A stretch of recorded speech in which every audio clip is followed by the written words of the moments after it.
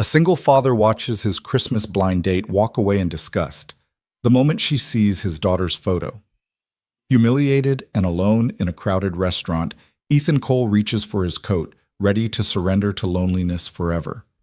Then a stranger's voice cuts through the holiday noise. "Would you consider being my husband?" The woman is elegant, composed, and completely serious. In that instant, two broken souls recognize something in each other. A desperate need for family, for belonging, for one more chance at happiness. What happens next will test everything they thought they knew about love, courage, and second chances. If you're watching from anywhere in the world, drop your city in the comments below. I want to see how far this story travels. And if it touches your heart, hit that like button and stay until the very end. The restaurant hummed with forced Christmas cheer, laughter too loud, conversations too bright, as if everyone was desperately trying to prove they belonged to this festive night. Ethan Cole sat at a corner table, his hands wrapped around a water glass he hadn't touched, watching condensation slide down the sides like tiny tears. Across from him, the empty chair mocked him with its vacancy. She'd been gone for 7 minutes. He'd counted every one. Vanessa, that was her name, though it hardly mattered now, had made it exactly 14 minutes into their blind date before finding her exit strategy. The moment she'd asked to see a photo of his daughter, Ethan should have known. He'd pulled out his phone with the same mixture of pride and dread he always felt, showing her the lock screen. Sophie, gap-toothed and grinning, chocolate ice cream smeared across her chin from last summer. Vanessa's smile had frozen. Actually frozen, like someone had pressed pause on her face. "She's beautiful," she'd said, the words coming out in that particular tone people used when they were about to disappoint you. "How old?" 7. "She'll be 8 in March." "That's great." Vanessa had glanced at her watch, an obvious tell. "And her mother?" "Passed away 3 years ago. Cancer." The conversation had lasted another 2 minutes, tops. Vanessa had excused herself to the restroom and simply never came back. Ethan had watched her slip out the front entrance, pulling her coat tight against the December cold, her heels clicking against the pavement in rapid retreat. He should have been used to it by now. This was the 5th time in 8 months. Different women, different restaurants, same ending. The setup varied. Sometimes they lasted through appetizers, once through an entire meal. But the conclusion was always identical. Single father, widower, baggage. Too complicated. Not what they signed up for. Ethan signaled for the check, humiliation burning in his chest like swallowed fire. Around him, couples leaned close over candlelit tables, sharing desserts and intimate laughter. A family 3 tables over, mom, dad, 2 kids, argued cheerfully over which Christmas movie to watch when they got home. The normalcy of it all felt like a personal insult. "Separate checks?" the waiter asked, appearing with practiced discretion. "Just one." Ethan's voice came out rougher than intended. She had to leave." The waiter's expression shifted to professional sympathy. He'd clearly seen this before. "I'm sorry, sir. The holidays can be tough." Ethan nodded, pulling out his wallet with hands that wanted to shake but wouldn't let themselves. He was 34 years old, and he'd forgotten what it felt like to not be rejected. Not by choice, anyway. After Claire died, he'd spent 2 years in a fog of grief and single parenting, barely surviving each day. When he'd finally felt ready to try again, ready to let someone new into the life he'd rebuilt from ashes, he'd discovered a brutal truth.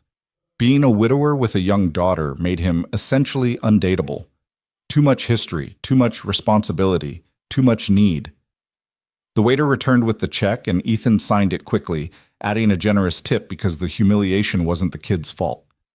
He was reaching for his coat when a voice stopped him cold. "Excuse me." The voice was calm, controlled, with an unexpected warmth underneath. Ethan looked up. A woman stood beside his table, mid-30s, dark hair pulled into a neat bun, wearing a charcoal gray dress that spoke of professional success and careful choices. She had the kind of face that was striking rather than conventionally pretty. Strong jawline, intelligent dark eyes, a mouth that looked like it smiled rarely, but meant it when it did. "I'm sorry to intrude," she continued, her hands clasped in front of her in a gesture that seemed both nervous and determined. But I couldn't help overhearing part of your evening. Ethan felt his face flush. Great. Now strangers were witnessing his humiliation. Look, I'm fine. I was just leaving. Would you consider being my husband? The words hung in the air between them, so unexpected that Ethan's brain simply refused to process them for several seconds. Around them, the restaurant noise continued, clinking glasses, scraping chairs, Christmas music playing too softly to identify the song. But in their small bubble of space, everything had gone completely still. I'm sorry, what? Ethan finally managed. The woman didn't flinch, didn't laugh, didn't indicate this was any kind of joke. I know how that sounds. I promise I'm not insane, though I'm aware that's exactly what an insane person would say. A flicker of dry humor crossed her face. My name is Marianne Voss. I'm sitting at the table behind you, the one by the window. I'm also here on a blind date. Or I was. Ethan glanced past her and spotted a table where a man in an expensive suit was speaking animatedly into his phone, gesturing with his free hand, completely ignoring the untouched meal in front of him. As Ethan watched, the man stood up, still talking, and headed toward the door without a backward glance. He got a work call 15 minutes into dinner, Marianne said, following Ethan's gaze.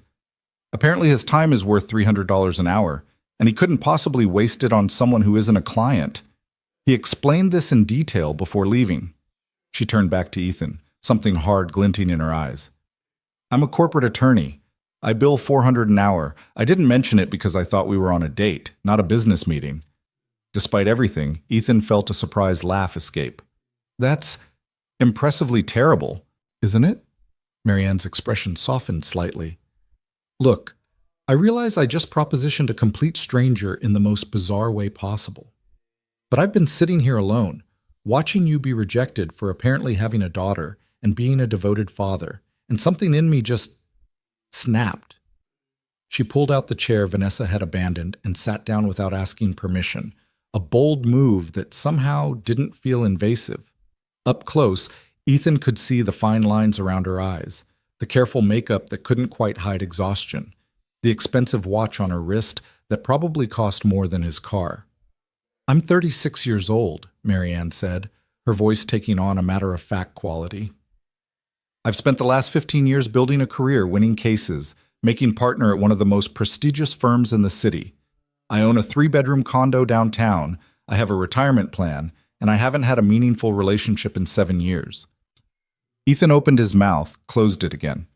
This woman, this complete stranger, was systematically dismantling every social convention about how people were supposed to meet and talk. Everyone I date falls into 2 categories, Marianne continued. Men who are intimidated by my success and feel emasculated by my income, or men who are attracted to my success and see me as a trophy wife who can fund their lifestyle. I'm 36. I want a family. I want a child, but I'm tired of pretending to be less than I am or defending myself for being more. She leaned forward slightly, her dark eyes searching Ethan's face with an intensity that made him feel exposed and oddly safe at the same time. You were just rejected by a woman who couldn't handle the fact that you're a father, that you have responsibilities and a past, and a beautiful daughter who deserves love. And I'm sitting here thinking, why are we all pretending? Why are we following these ridiculous dating rules that clearly don't work? Why can't 2 people who want the same things just be honest about it? Ethan's throat felt tight. You don't even know me. No, I don't. But I know you showed up tonight despite probably expecting rejection. I know you carry a photo of your daughter on your lock screen and talk about her with pride instead of apology. I know you tipped that waiter 30% even though your date walked out on you. Marianne's voice softened.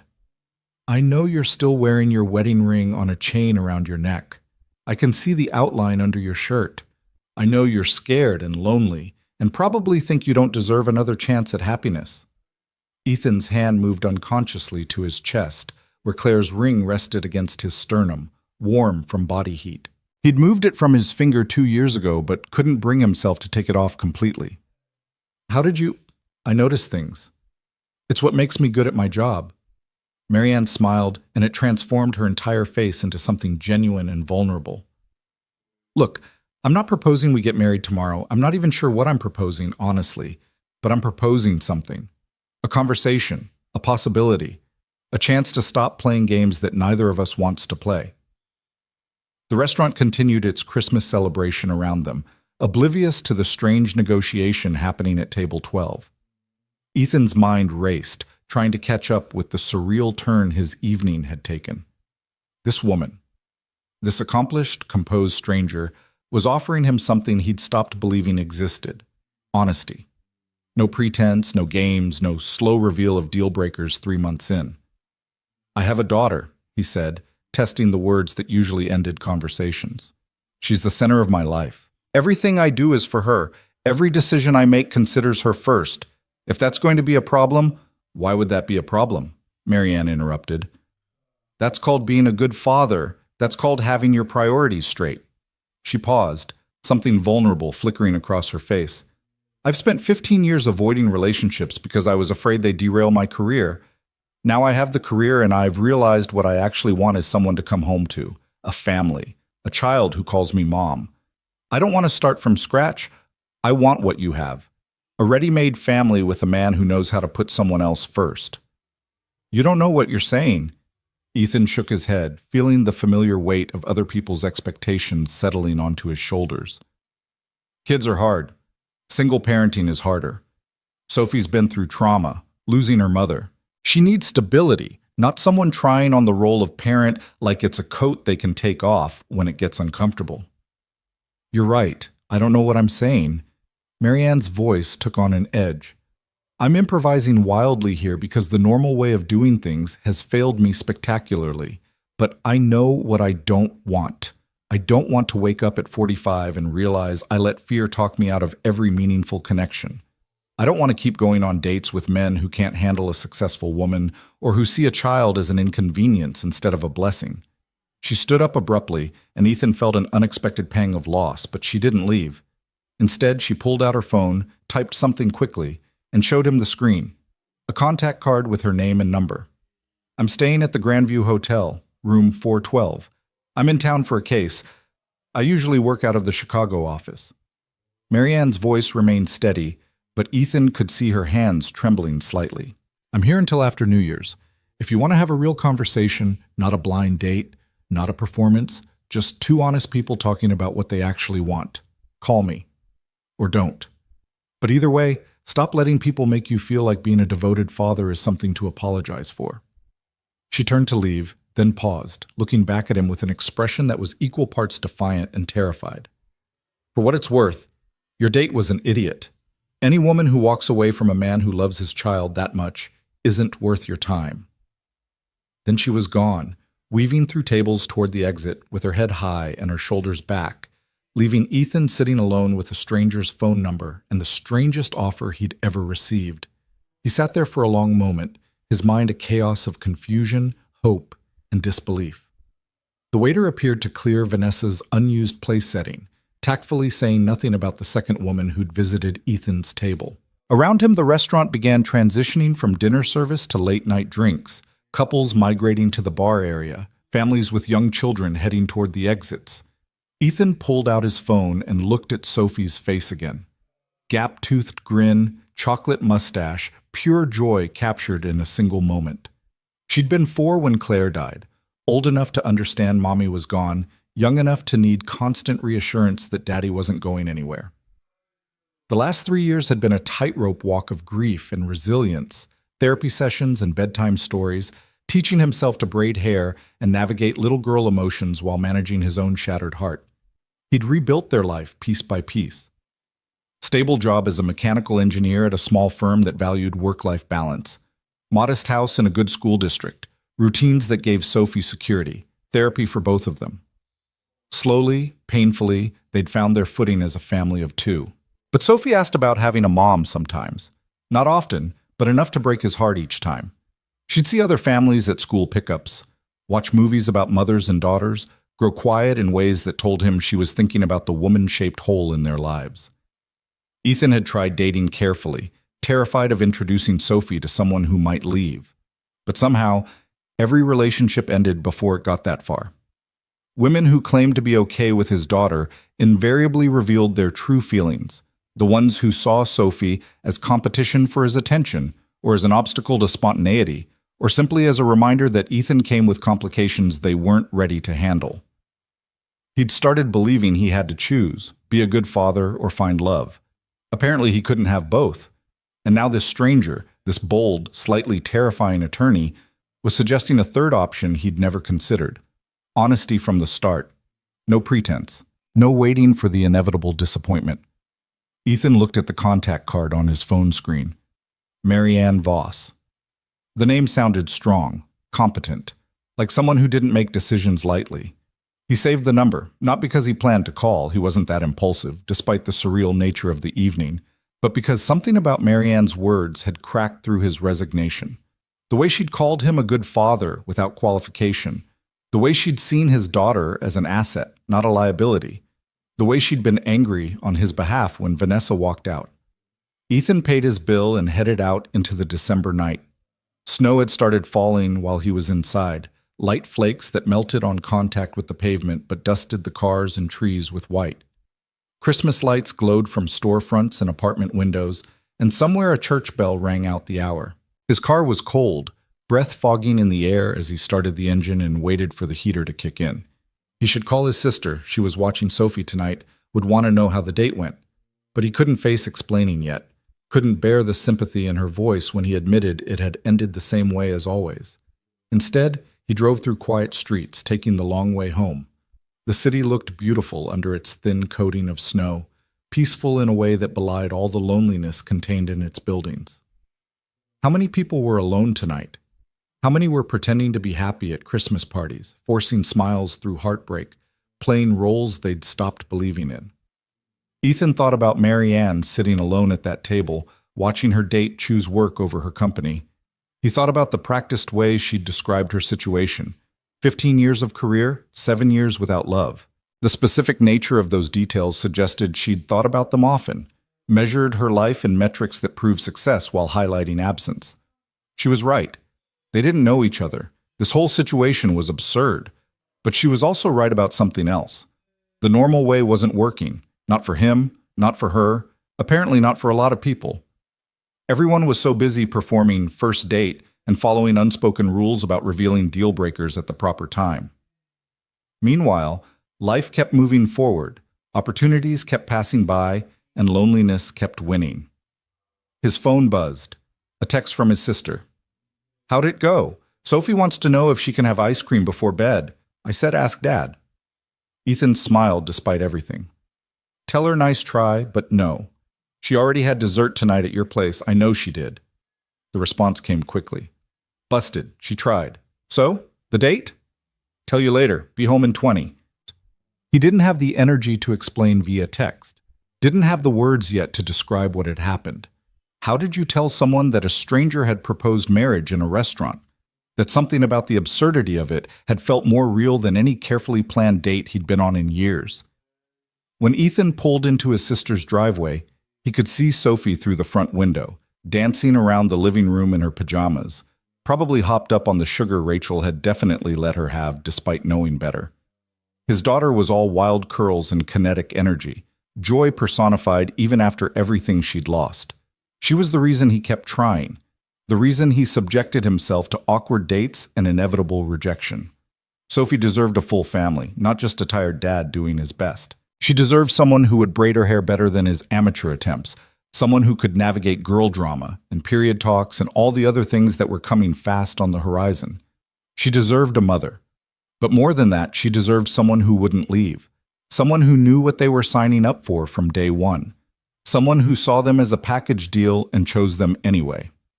Rachel opened the door as Ethan approached, her expression already sympathetic. She was 2 years older, with the same brown hair and blue eyes, the same tendency to wear her heart on her sleeve. She'd been his rock since Claire died, showing up with casseroles and childcare and refusing to let him drown in grief. "That bad?" she asked, reading his face. She walked out when she saw Sophie's picture.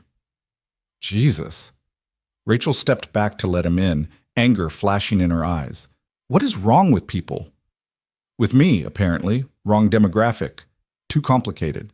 You're not complicated, you're a father. There's a difference. Rachel grabbed his coat, hung it on the rack with more force than necessary. You know what? Forget her. You deserve someone who sees Sophie as a bonus, not a burden. Sophie came bounding around the corner, slamming into Ethan's legs with the force of a small, enthusiastic truck. Daddy, Aunt Rachel let me stay up late because it's almost Christmas. Did she now? Ethan scooped his daughter up, breathing in the strawberry shampoo scent of her hair. And did Aunt Rachel also let you have ice cream? Sophie's eyes went wide with theatrical innocence. Maybe a little bit. Uh-huh. A little bit like a whole bowl. A medium bit? Rachel laughed from the doorway. She negotiated me down from vegetables to fruit roll-ups. This kid's going to be a lawyer. Ethan carried Sophie to the couch, settling her on his lap. How was your evening, besides the sugar consumption? We watched Frozen again. Aunt Rachel cried at the ending. Again. Sophie giggled, playing with the buttons on his shirt. Did you have fun at your dinner? It was interesting. Did you make a new friend? Ethan hesitated. Sophie knew he sometimes went on grown-up dinners, but not really what they were. She was too young to understand dating, and he'd been careful never to introduce her to anyone unless it got serious, which, given his track record, meant she'd never met anyone at all. Maybe, he said carefully. Sometimes grown-up friendships are complicated. Mom used to say complicated just means you haven't figured it out yet. Sophie's voice was matter-of-fact, the way it always was when she mentioned Claire. She was too young to hold on to deep grief. It came in waves, sudden and sharp, then retreated back into her normal childhood concerns. Your mom was a smart lady. The smartest, but you're pretty smart too, Daddy. Sophie yawned, resting her head on his shoulder. Are we doing Christmas cookies tomorrow? Definitely, it's tradition. Rachel appeared with Sophie's coat and backpack. I put her inhaler in the front pocket. She didn't need it tonight, but, just in case. They went through the familiar routine of departure, shoes, coat, hugs for Aunt Rachel, promises to see each other at Christmas dinner in 3 days. Sophie chattered the whole drive home about her evening, about the Christmas lights on their street, about how many days until Santa came. By the time Ethan carried her inside and got her settled in bed, she was half asleep, clutching the worn stuffed rabbit that had been a gift from Claire. He sat on the edge of her bed, brushing curls away from her forehead. Daddy? Sophie's voice was drowsy. I wish I had a mom like Emma does. Emma's mom makes fancy lunches and knows all the princess names. The words hit like physical blows, even though Sophie's delivery was sleepy and innocent. I know, sweetheart. I wish you had that too. You make good lunches, but they're not fancy. She yawned again. Maybe we could find you a wife who knows about fancy lunches? Ethan felt his throat tighten. Maybe. But she'd have to be really special, someone who would love you just as much as I do. That's a lot of love. Yeah, Bug. That's a lot of love. He kissed her forehead. Sweet dreams. Love you to the moon. And back again, Sophie mumbled, already drifting off. Ethan left her door cracked open. She still didn't like complete darkness, and headed to his own bedroom. The house felt too quiet, the way it always did after Sophie went to sleep. This was when the loneliness hit hardest, in the empty hours between bedtime and his own sleep, when he had nothing to distract him from the absence of another adult, another voice, another heartbeat sharing his space. He got ready for bed on autopilot, then sat on the edge of the mattress, pulling out his phone. Marianne's contact card stared back at him from the screen. This was crazy. She was crazy. The whole situation was insane. But Sophie's words echoed in his head. Maybe we could find you a wife who knows about fancy lunches. What if he called? What if he actually showed up at that hotel room and had an honest conversation with a stranger who seemed to understand something everyone else missed? What was the worst that could happen? Another rejection? He was already an expert at those. Before he could overthink it, Ethan opened a new text message. This is Ethan, from the restaurant. I'm probably going to regret this, but you're right. We should talk. Are you free tomorrow afternoon? I can meet you somewhere public, somewhere we can actually have a conversation. No pressure, no expectations. Just two people being honest about what they want. He hit send before he could second-guess himself, then immediately wanted to unsend it. But it was too late. The message was delivered, those 3 dots appearing almost immediately to show she was typing. Tomorrow works. There's a coffee shop called Moretti's 2 blocks from my hotel. Meet me there at 2 p.m.? And Ethan, you won't regret this. Or if you do, at least it'll be for an interesting reason. Ethan stared at the response, half smiling despite his nervousness. This woman was bold in a way that should have been off-putting, but somehow wasn't. She said what she meant. She didn't play games. After years of careful dating rituals and unspoken rules, Marianne's directness felt almost radical. "See you at 2," he typed back. Then he set his phone aside and lay back on the bed, staring at the ceiling. The smart thing would be to cancel, to stick with conventional dating, keep putting himself out there until eventually someone accepted the package deal of him and Sophie. It might take time, but it would be safer, saner, more normal. But normal hadn't been working. Normal had gotten him rejected 5 times in 8 months. Normal had left him sitting alone in restaurants, defending his daughter's existence, apologizing for circumstances he couldn't change. Maybe it was time to try something different. As Ethan finally drifted toward sleep, his last thought was of Marianne's face as she'd walked away. Defiant and terrified in equal measure, taking a risk that could blow up in her face, but doing it anyway. There was something admirable about that kind of courage, something that made him want to be brave too. Tomorrow, he'd find out if 2 strangers could build something real from honesty and need. Tomorrow, he'd discover if Marianne's crazy proposition was actually the sanest thing either of them had done in years. Tomorrow, everything might change, or it might end in disaster. Either way, at least it wouldn't be boring. Ethan woke the next morning to Sophie jumping on his bed, her curls bouncing with each enthusiastic leap. Sunlight streamed through the curtains, and for a moment, just one brief, disorienting moment, he forgot about the previous night's strange encounter. "Daddy, wake up! We have to make Christmas cookies today! You promised!" Reality crashed back. The restaurant. Vanessa walking out. Marianne's unexpected proposal. The text message he'd sent at midnight that now seemed like temporary insanity brought on by humiliation and loneliness. "I'm up, Bug! I'm up!" Ethan caught Sophie mid-bounce, pulling her into a hug that made her squeal with laughter. "Give me 10 minutes to be human, okay? 10 minutes! I'm counting!" Sophie scrambled off the bed and thundered down the hallway, already shouting a countdown that would definitely not last the full 10 minutes. Ethan grabbed his phone from the nightstand, half hoping the messages from last night had been a dream. But no.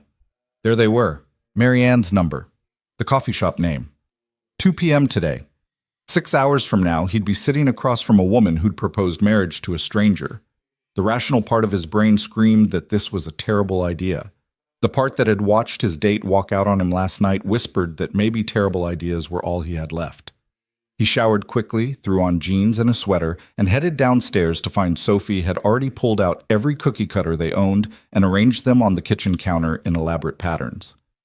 "I organized them by category," she announced proudly. "Animals, shapes, holiday stuff, and the weird ones we don't know what they are." The weird ones are abstract art, obviously. Ethan started pulling out ingredients: flour, sugar, butter, eggs. They had a rhythm to this, developed over 3 Christmases of just the 2 of them. Claire had been the baker, the one who made everything from scratch with effortless grace.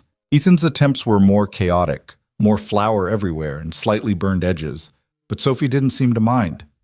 They spent the morning elbow-deep in cookie dough, Christmas music playing from Ethan's phone, Sophie's commentary providing constant entertainment.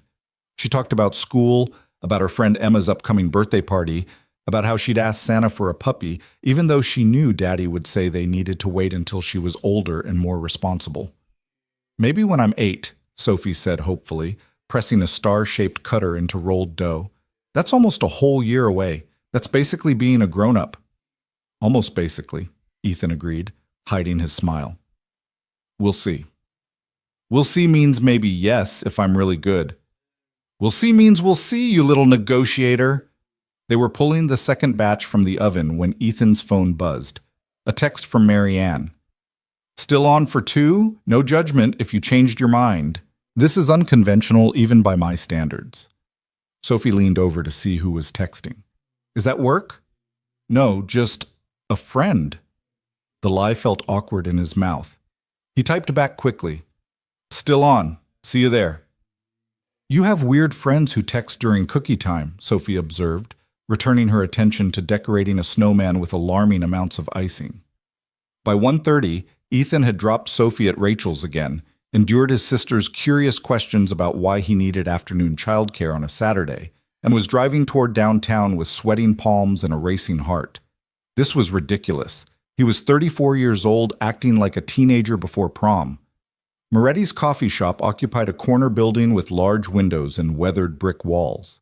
The inside was warm and crowded, people escaping the cold, nursing lattes while working on laptops or chatting in small groups.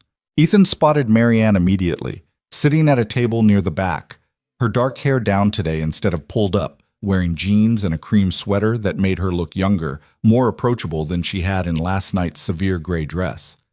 She saw him at the same moment, lifting one hand in acknowledgement.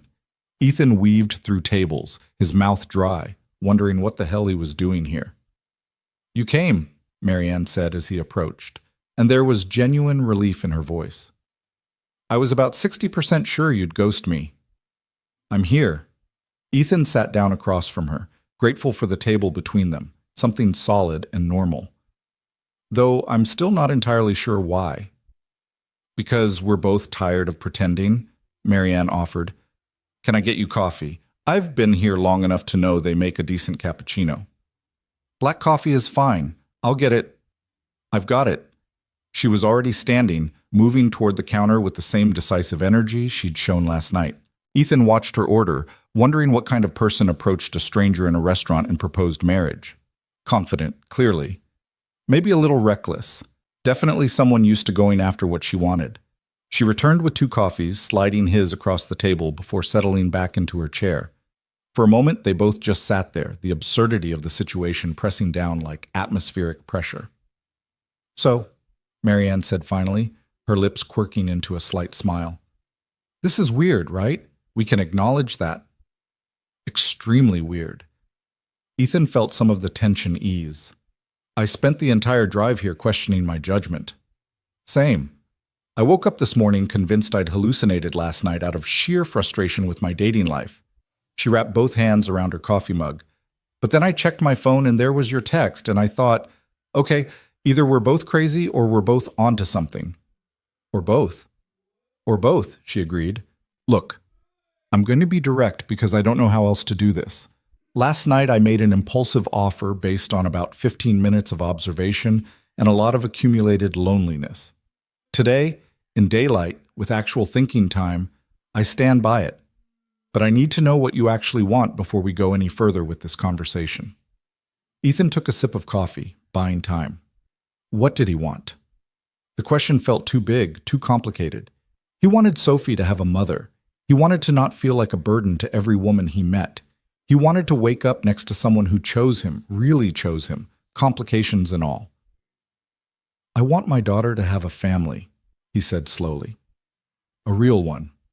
Not just me trying to be both parents. I want her to have someone who shows up to school plays and knows how to braid hair properly and can talk to her about things I won't understand. I want her to have stability." "And what do you want?" Marianne pressed. "Not for Sophie. For you." The question caught him off guard. Nobody asked him that anymore. Everything had been about Sophie for so long that his own needs felt almost theoretical. "I want to stop feeling like I have to apologize for my life," Ethan admitted. "I want someone who sees Sophie as a reason to stay, not a reason to leave. I want—" He hesitated, then pushed forward. "I want someone to share the weight with. It's heavy, doing this alone. Every decision, every worry, every 3 a.m. nightmare, it's all on me. And I'm tired." Marianne's expression softened. "That's honest. Thank you. Your turn. What do you actually want, besides a husband you met in a restaurant?" "I want a child." The words came out firm, certain. "I've always wanted children, but I kept pushing it off. Finish law school, make associate, make partner, establish myself. Then I woke up at 36 and realized I'd traded time for achievement, and time is the one thing you can't negotiate for more of." She leaned forward slightly, her dark eyes intense. "I don't want to do it alone. I don't want to be a single mother by choice, juggling everything, never having backup. I want a partner. Someone who's already proven they can put a child first. Someone who won't panic the first time a kid gets sick or needs help with homework at midnight." You're talking about me like I'm a qualified candidate for a job opening. Aren't you? Marianne challenged. You've been a single parent for 3 years. You've kept your daughter stable and happy through the worst thing that could happen to a child. You haven't given up, haven't checked out. That's not nothing, Ethan. That's exactly the kind of person I want to build a life with. You don't know me, he repeated, but the protest felt weaker this time. I know what matters. I know you love your daughter more than your own comfort. I know you're still wearing your wife's ring around your neck, which means you understand commitment. I know you showed up here today even though this is terrifying. She paused. What else do I need to know right now? We can learn the rest. A woman at the next table laughed loudly at something on her phone, breaking the intensity of the moment. Ethan glanced around the coffee shop. All these normal people, having normal conversations, living normal lives. And here he was, discussing a marriage of convenience with a stranger like they were negotiating a business contract. This is insane, he said, but he was smiling slightly. Completely. Marianne smiled back. But what's the alternative? Keep going on dates that go nowhere? Keep waiting for someone to magically appear who checks every box and doesn't run when reality shows up? Most people would say yes. Take time. Find the right person naturally. Most people aren't 36-year-old attorneys who've watched their entire peer group pair off and start families while they worked 80-hour weeks. Marianne's voice held an edge of bitterness. Most people aren't 34-year-old widowers getting rejected for being good fathers. We're not most people, Ethan. Our circumstances are different. Why shouldn't our solutions be different too? She had a point. A strange, unconventional, slightly terrifying point, but a point nonetheless. Tell me about Sophie, Marianne said, shifting gears. What's she like? Ethan felt himself relax slightly. This, at least, was familiar territory. She's 7 going on 17, smart, funny, stubborn as hell. She loves dinosaurs and hates vegetables, unless you hide them in pasta sauce. She has her mother's curls and her mother's ability to read people. He pulled out his phone, showing Marianne the lock screen photo. She asks about having a mom sometimes. Not often, but enough that it breaks my heart every time. Marianne studied the photo carefully, and Ethan watched her face for signs of the usual reaction: forced enthusiasm, subtle withdrawal, the calculation of what a child would cost in terms of freedom and spontaneity. But Marianne's expression was thoughtful, almost soft. She looks like joy personified, Marianne said quietly. What happened to her mother, if you don't mind talking about it? Ovarian cancer. Diagnosed when Sophie was 3, gone by the time she was 4. Claire fought hard, surgery, chemo, everything they offered, but it was aggressive, already stage 4 when they found it. The old pain stirred, duller now than it had been, but still present. Sophie remembers her, but not as much as I'd like. Memory at that age is fuzzy. Sometimes she'll say something that's pure Claire, and I don't know if it's actually memory or if she's absorbed it from the stories I tell. That must be difficult, keeping someone alive in your daughter's mind while also trying to move forward. Yeah. Ethan was surprised by how much Marianne seemed to understand without him having to explain. Everyone says I should take down her photos, pack away her things, move on. But Sophie needs to know her mother existed, that she was loved. I can't erase Claire just to make new relationships easier. I wouldn't want you to. Marianne's voice was firm. If we did this, if we actually tried to make this work, Claire would be part of it. I'm not interested in pretending your past doesn't exist. Sophie's mother was important. That matters. Something in Ethan's chest loosened slightly. Most women can't handle that. Most women probably aren't looking at this the way I am. I'm not trying to replace anyone or insert myself into an existing perfect family. I'm looking at building something new with someone who already knows how to be a partner and parent. She paused, choosing her words carefully. I don't have illusions about this being a fairy tale, Ethan. I'm talking about something real, practical. 2 adults choosing to build a family together because it makes sense for both of them. That sounds more like a business arrangement than a marriage. Does it? Marianne challenged. Most marriages throughout history were arrangements, partnerships based on practical considerations. This idea that you have to be wildly in love before you commit is actually pretty modern, and frankly, it doesn't seem to be working out great for either of us. She had another point, but still, something in Ethan resisted. What about love? Are we just supposed to live together, raise Sophie, and hope feelings develop eventually? I think respect and shared goals are better foundations than passionate attraction that fades in 6 months. Marianne's voice was steady, logical. But I'm not suggesting we live like roommates either. I'm suggesting we build something real, consciously. Go into it eyes open, expectations clear, willing to put in the work.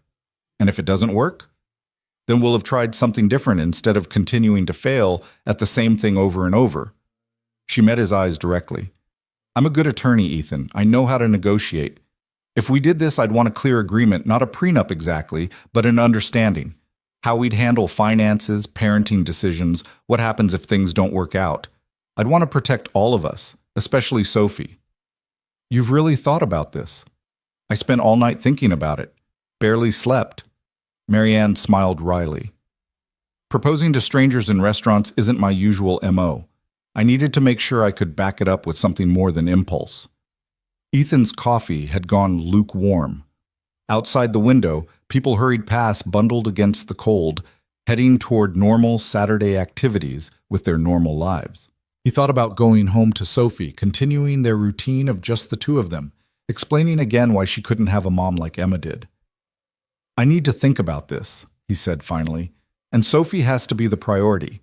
I can't introduce her to someone who might not stick around. I completely agree. We should take time, get to know each other properly. I'm not suggesting we rush into anything. Marianne pulled out her phone, checking something. I'm here until January 3rd. My case doesn't resume until then. What if we spent this time actually talking? Real conversations, no performance. You can decide if I'm someone you'd want around your daughter. I can figure out if I'm really ready for instant parenthood, or if this is just a panic response to my biological clock. That's 10 days. 10 days is enough time to have honest conversations, more than most people get before they decide to commit. She looked at him seriously. And if at any point you decide this won't work, you can walk away. No hard feelings, no pressure. I'm offering possibility, Ethan, not obligation. He should say no, should thank her for the coffee and leave, go back to conventional dating and conventional rejection. But Sophie's voice echoed in his head. Maybe we could find you a wife who knows about fancy lunches. Okay, Ethan heard himself say. 10 days. We talk, get to know each other, see if this crazy idea has any merit beyond desperation and late-night impulses. Marianne's face lit up with a smile that transformed her entire demeanor from composed attorney to something younger and genuinely hopeful. Yeah? You're willing to try? I'm willing to have conversations.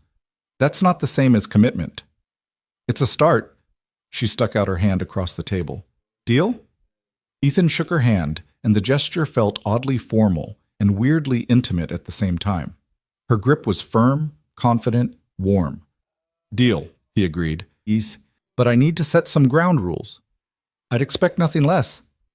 Sophie doesn't meet you unless I'm sure this is going somewhere. I won't introduce her to someone who's going to disappear.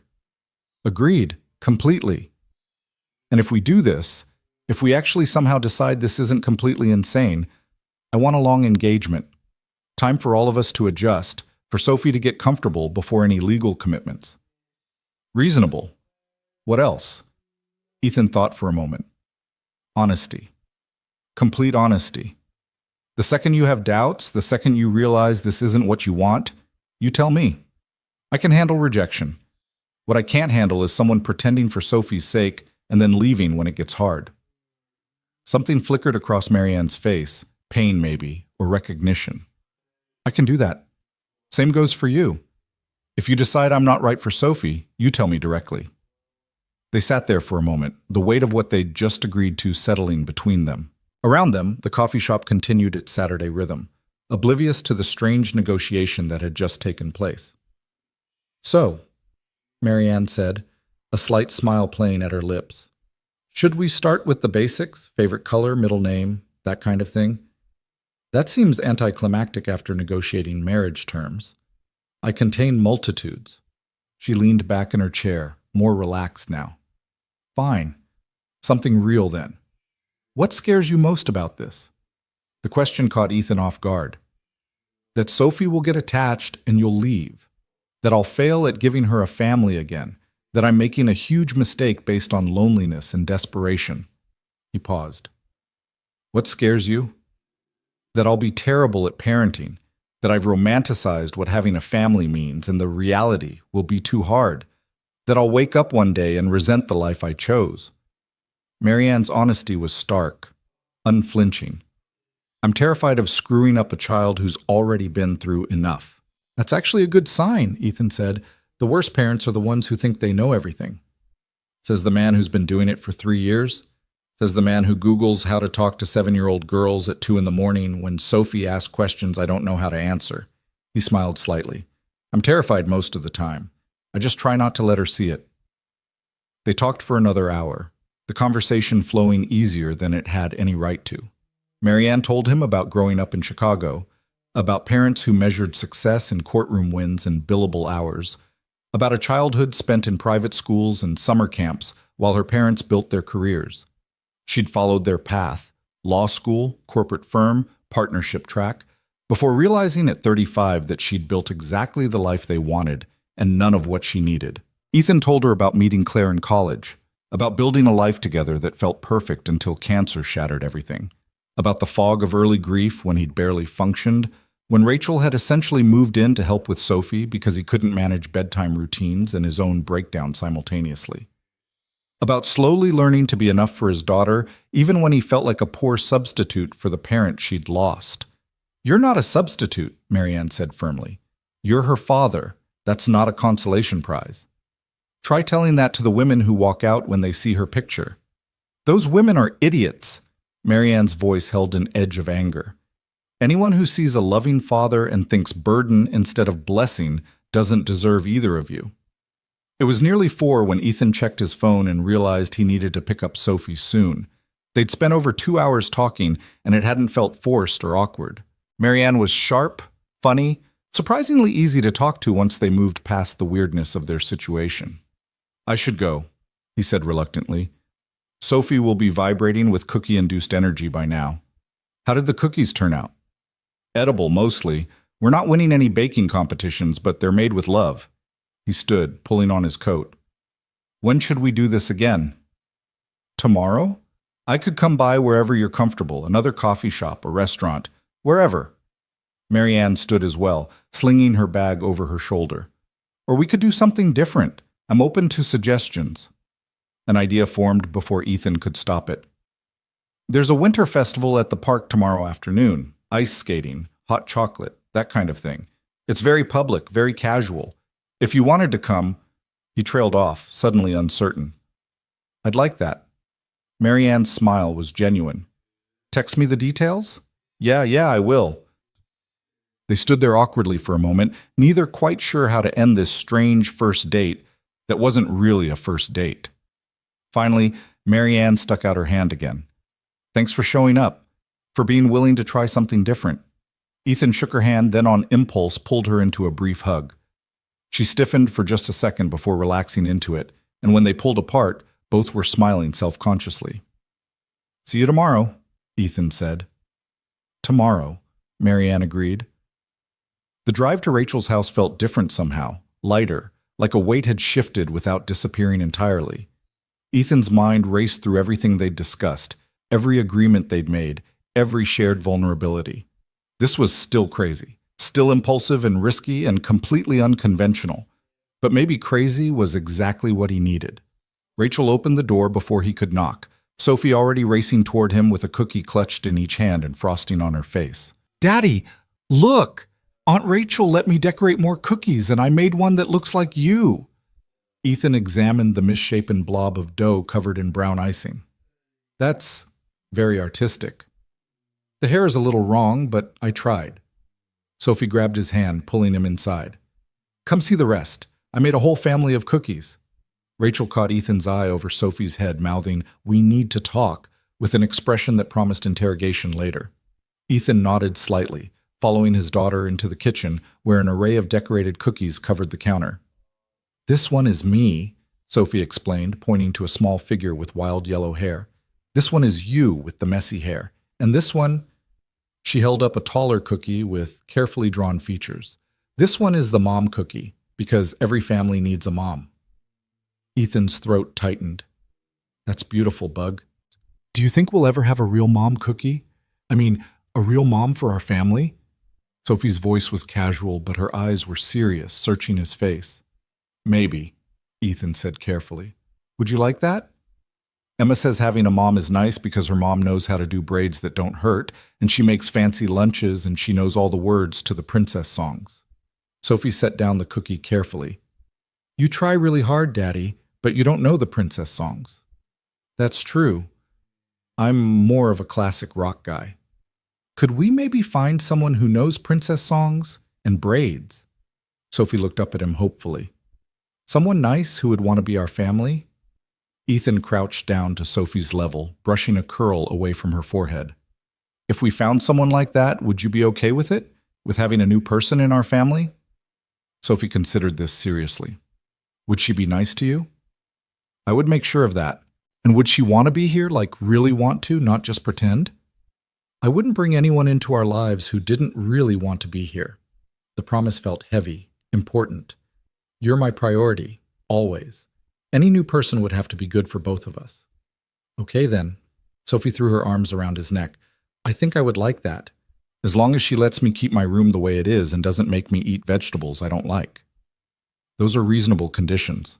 Ethan hugged her tight, breathing in the sugar cookie smell of her hair, feeling the weight of the decision he was making. Not just for himself anymore, but for this small person who trusted him completely. After securing Sophie in her car seat and enduring Rachel's pointed "call me later" reminder, Ethan drove home with his daughter, chattering about the festival tomorrow, about whether there would be face painting again this year, about how she wanted to try ice skating even though she'd probably fall down a lot. Falling down is part of learning, Ethan said. The important thing is getting back up. Did you fall down a lot when you were learning things? All the time, still do. But you always get back up? I try my best to. That night, after dinner and bath time and 3 stories because Sophie negotiated hard, Ethan sat in the living room with his phone in his hand. The smart thing would be to cancel tomorrow, to back out before Sophie got involved, before anyone got hurt. But he thought about Marianne's honest answers, her willingness to admit fear, the way she'd talked about Sophie like a person worthy of respect rather than an obstacle to overcome. He opened his messages and typed, Festival is at Morrison Park, starts at 1 p.m. Parking is terrible, so maybe meet there? Fair warning, 7-year-olds at festivals are pure chaos. The response came quickly. I'll be there, and chaos sounds refreshing after corporate law. See you tomorrow.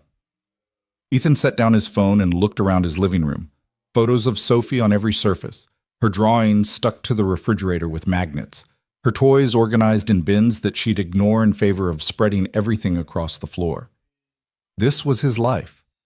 Messy, complicated, built from the ruins of loss. Was he really considering letting a stranger into it? But Marianne wasn't quite a stranger anymore. She was a possibility, a chance. A woman who looked at his life and saw something worth choosing rather than something to run from. Tomorrow would tell him more.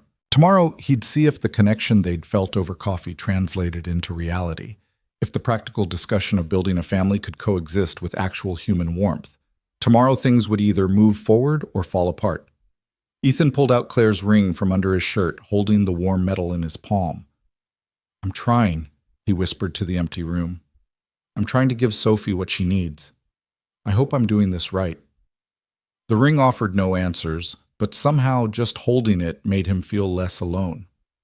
Claire would have found this whole situation absurd, proposing to strangers, negotiating marriage like a business deal. But she also would have understood his desperation to give Sophie a family, his exhaustion at being everything for their daughter alone. He tucked the ring back against his chest and headed upstairs to bed, tomorrow's possibilities and risks swirling through his mind like the snow that had started falling outside his window. Whatever happened next, at least he was trying something different.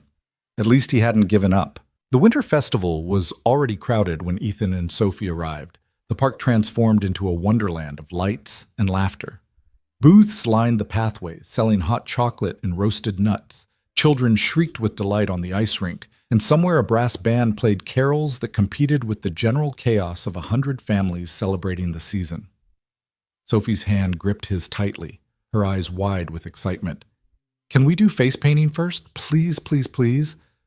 Let's wait a bit, okay? I'm meeting someone here." Ethan scanned the crowd, nerves jumping in his stomach. In the bright afternoon light, surrounded by families and normalcy, the decision to invite Marianne felt simultaneously right and terrifying. "Meeting who?" Sophie looked up at him curiously. "A friend? Someone I want you to meet. A grown-up friend or a kid friend?" "Grown-up. Her name is Marianne." Ethan crouched down to Sophie's level, suddenly needing her to understand this was important. "She's someone I've been talking to, someone who might spend time with us sometimes. I want you to meet her, see what you think." Sophie's expression turned serious, the way it did when she was processing something big. "Is she nice?" "I think so. But you get to decide too, okay? If you don't like her, we don't have to see her again." "Okay." Sophie seemed satisfied with this arrangement. "But if she's mean to you, I'm going to tell her to leave." Ethan felt his heart squeeze. "Deal. You're my protector." "The fiercest protector." Sophie flexed her small arms in what she clearly thought was an intimidating pose. "Ethan?" He turned to find Marianne approaching through the crowd, dressed in dark jeans and a navy peacoat, a red scarf bright against the winter palette. She looked nervous, her usual composure cracked slightly around the edges, and something about that made Ethan relax fractionally. At least he wasn't the only one terrified. "Hey, you found us!" He stood, feeling Sophie press against his leg, suddenly shy. "Marianne, this is Sophie. Bug, this is my friend Marianne." Marianne didn't crouch down or reach out immediately, which Ethan appreciated. Instead, she stood at a comfortable distance, giving Sophie space to assess her. "Hi, Sophie, your dad's told me a lot about you." Sophie peered out from behind Ethan's leg, curiosity winning over shyness. "Like what?" "Like how you're excellent at negotiating for ice cream and you know more about dinosaurs than most adults." Marianne's smile was gentle, genuine. "And that you make really artistic cookies." "Did he show you pictures?" Sophie emerged slightly, interested now. "Not yet, but I'd love to see them sometime." Sophie studied Marianne with the unsettling intensity only children could manage, taking in everything from her hair to her boots. Ethan held his breath, waiting for his daughter's verdict. Sophie had met precious few of his friends, and none that carried the weight this meeting did. "You have nice hair," Sophie announced finally. "It's shiny." "Thank you. Yours is beautiful. I love the curls." "Daddy tries to brush it, but he's not very good at it." Sophie said this matter-of-factly, without accusation. "Sometimes it hurts." "Hair can be tricky," Marianne agreed. "My mom used to braid mine when I was your age. Took forever, but it kept the tangles away." Sophie's eyes lit up. "You know how to do braids?" "I do. French braids, regular braids, fishtail braids. My mom was very thorough in her teaching. Daddy only knows ponytails, and sometimes they're crooked." Sophie moved fully out from behind Ethan now, warming to this topic. "Could you maybe show him how to do braids that don't hurt?" Marianne glanced at Ethan, a question in her eyes. He nodded slightly, giving permission for whatever came next. "I could do that," Marianne said. "If your dad wants to learn, and you want to teach me what works for your hair." "Deal." Sophie stuck out her hand for a shake, mimicking adult behavior she'd clearly picked up from watching Ethan. Marianne shook it solemnly, and Ethan felt something tight in his chest loosen just slightly. They spent the next hour wandering through the festival, Sophie leading them from booth to booth with inexhaustible energy. Marianne didn't try too hard, didn't force connection or overwhelm Sophie with attention. Instead, she followed the child's lead, answering questions when asked, offering observations when appropriate, maintaining enough distance to not feel intrusive. At the face painting booth, Sophie agonized over choices before settling on a butterfly design. Marianne sat beside her on the bench, watching the artist work, making occasional comments that made Sophie giggle. Ethan stood back slightly, observing them together, trying to imagine this as their regular life instead of a trial run. "Your daughter's wonderful," a woman next to him commented, nodding toward Sophie and Marianne. "How old?" 7. Almost 8. Ethan smiled automatically. And your wife seems lovely with her. The assumption landed like a punch, even though Ethan should have expected it. Oh, she's not. We're not married. She's a friend. The woman smiled knowingly. Well, they look good together. Natural. Did they? Ethan studied the scene more carefully. Sophie was chattering about something, her hands gesturing wildly as the face painter tried to work around the movement.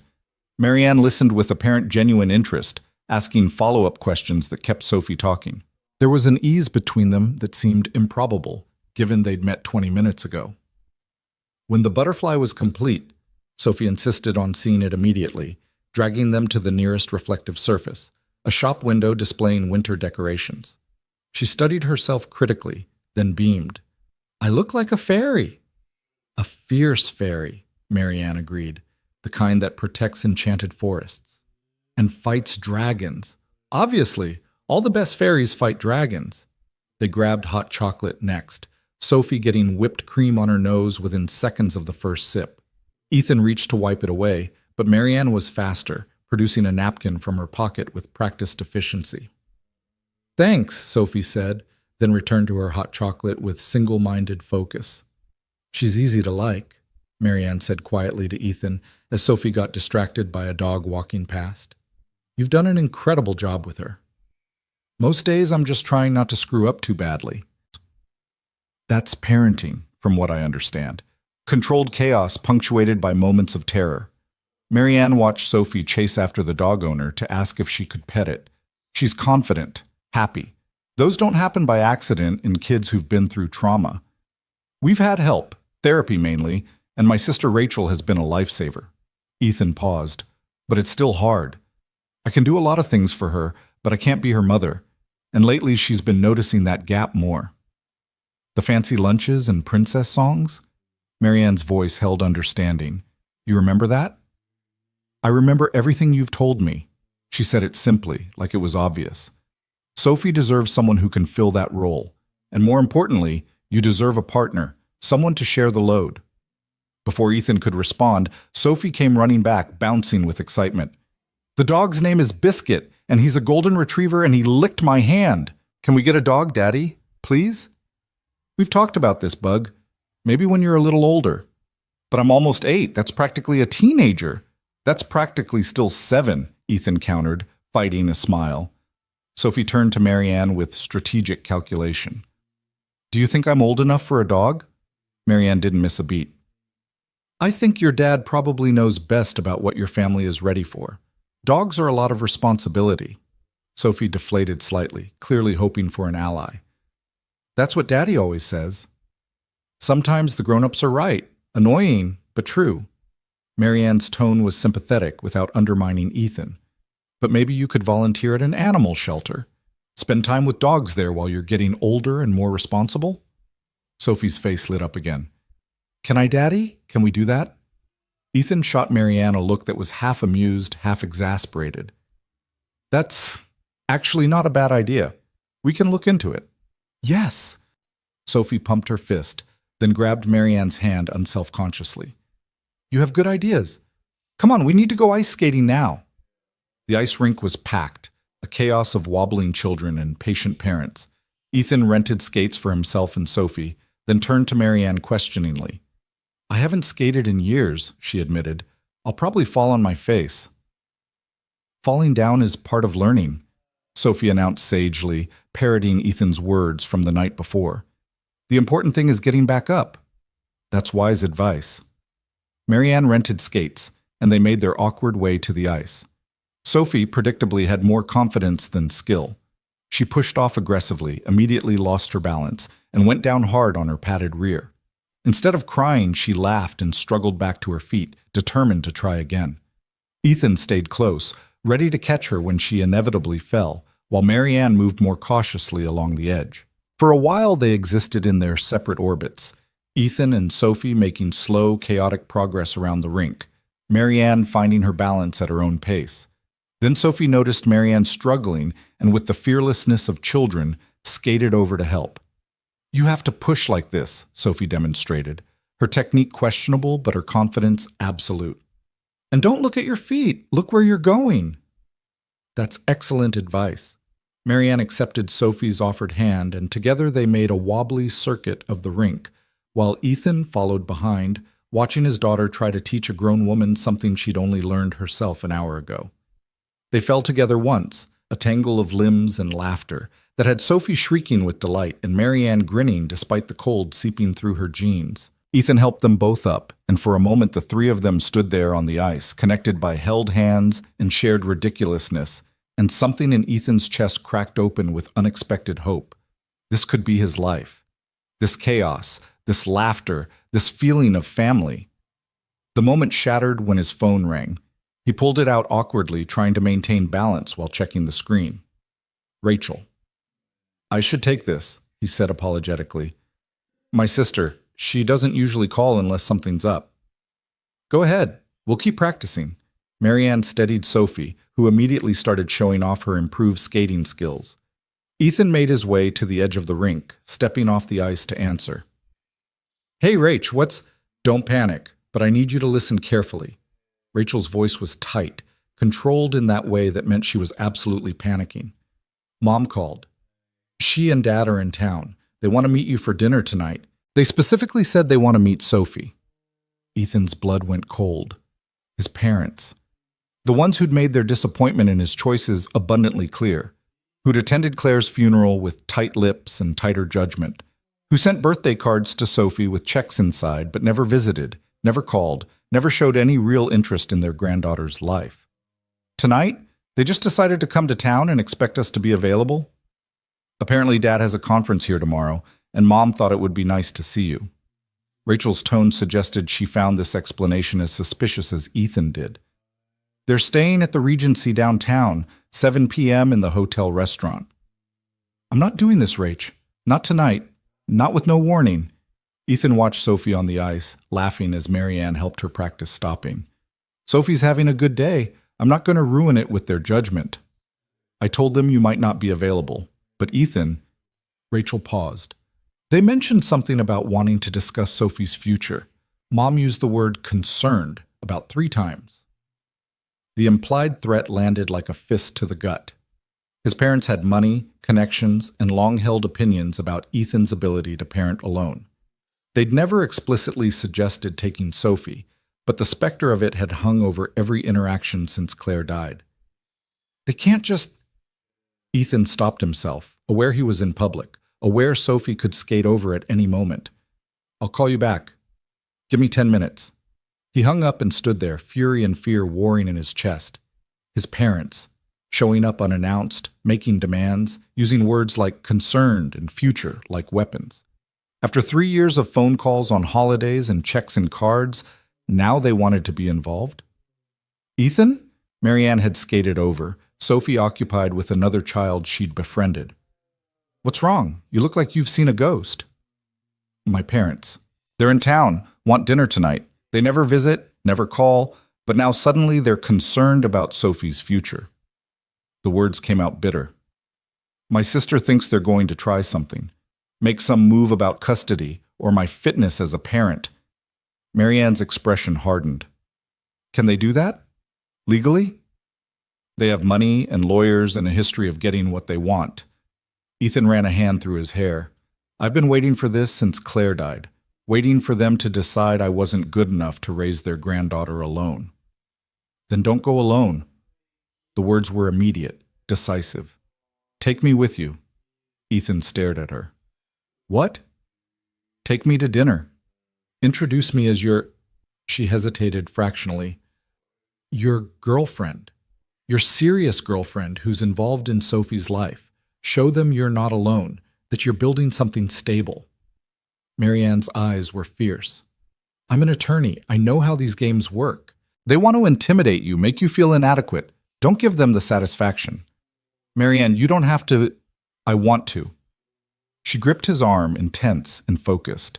"This is exactly what I meant about partnership. You shouldn't have to face this alone. Let me help." Sophie skated over, sensing the shift in mood. "Are we done skating?" Ethan looked at his daughter, happy, trusting, completely unaware that her future might be under threat. He thought about walking into that restaurant alone, facing his parents' judgment, their subtle implications that he wasn't enough. Then he looked at Marianne, this woman who'd inserted herself into his life with reckless honesty, who was offering to walk into an ambush with him for no reason except that he needed backup. "Yeah, Bug, we're done." He made a decision, the words coming out before he could second-guess them. "We need to go home and get cleaned up. We're having dinner with Grandma and Grandpa tonight." Sophie's face fell. "The ones who never visit?" "Those ones." "Do I have to go?" Sophie's voice was small, anxious in a way that broke Ethan's heart. She'd only met his parents a handful of times, and each encounter had left her quiet and withdrawn for days. "Yeah, sweetheart. But Marianne's coming too." He glanced at Marianne, who nodded firmly.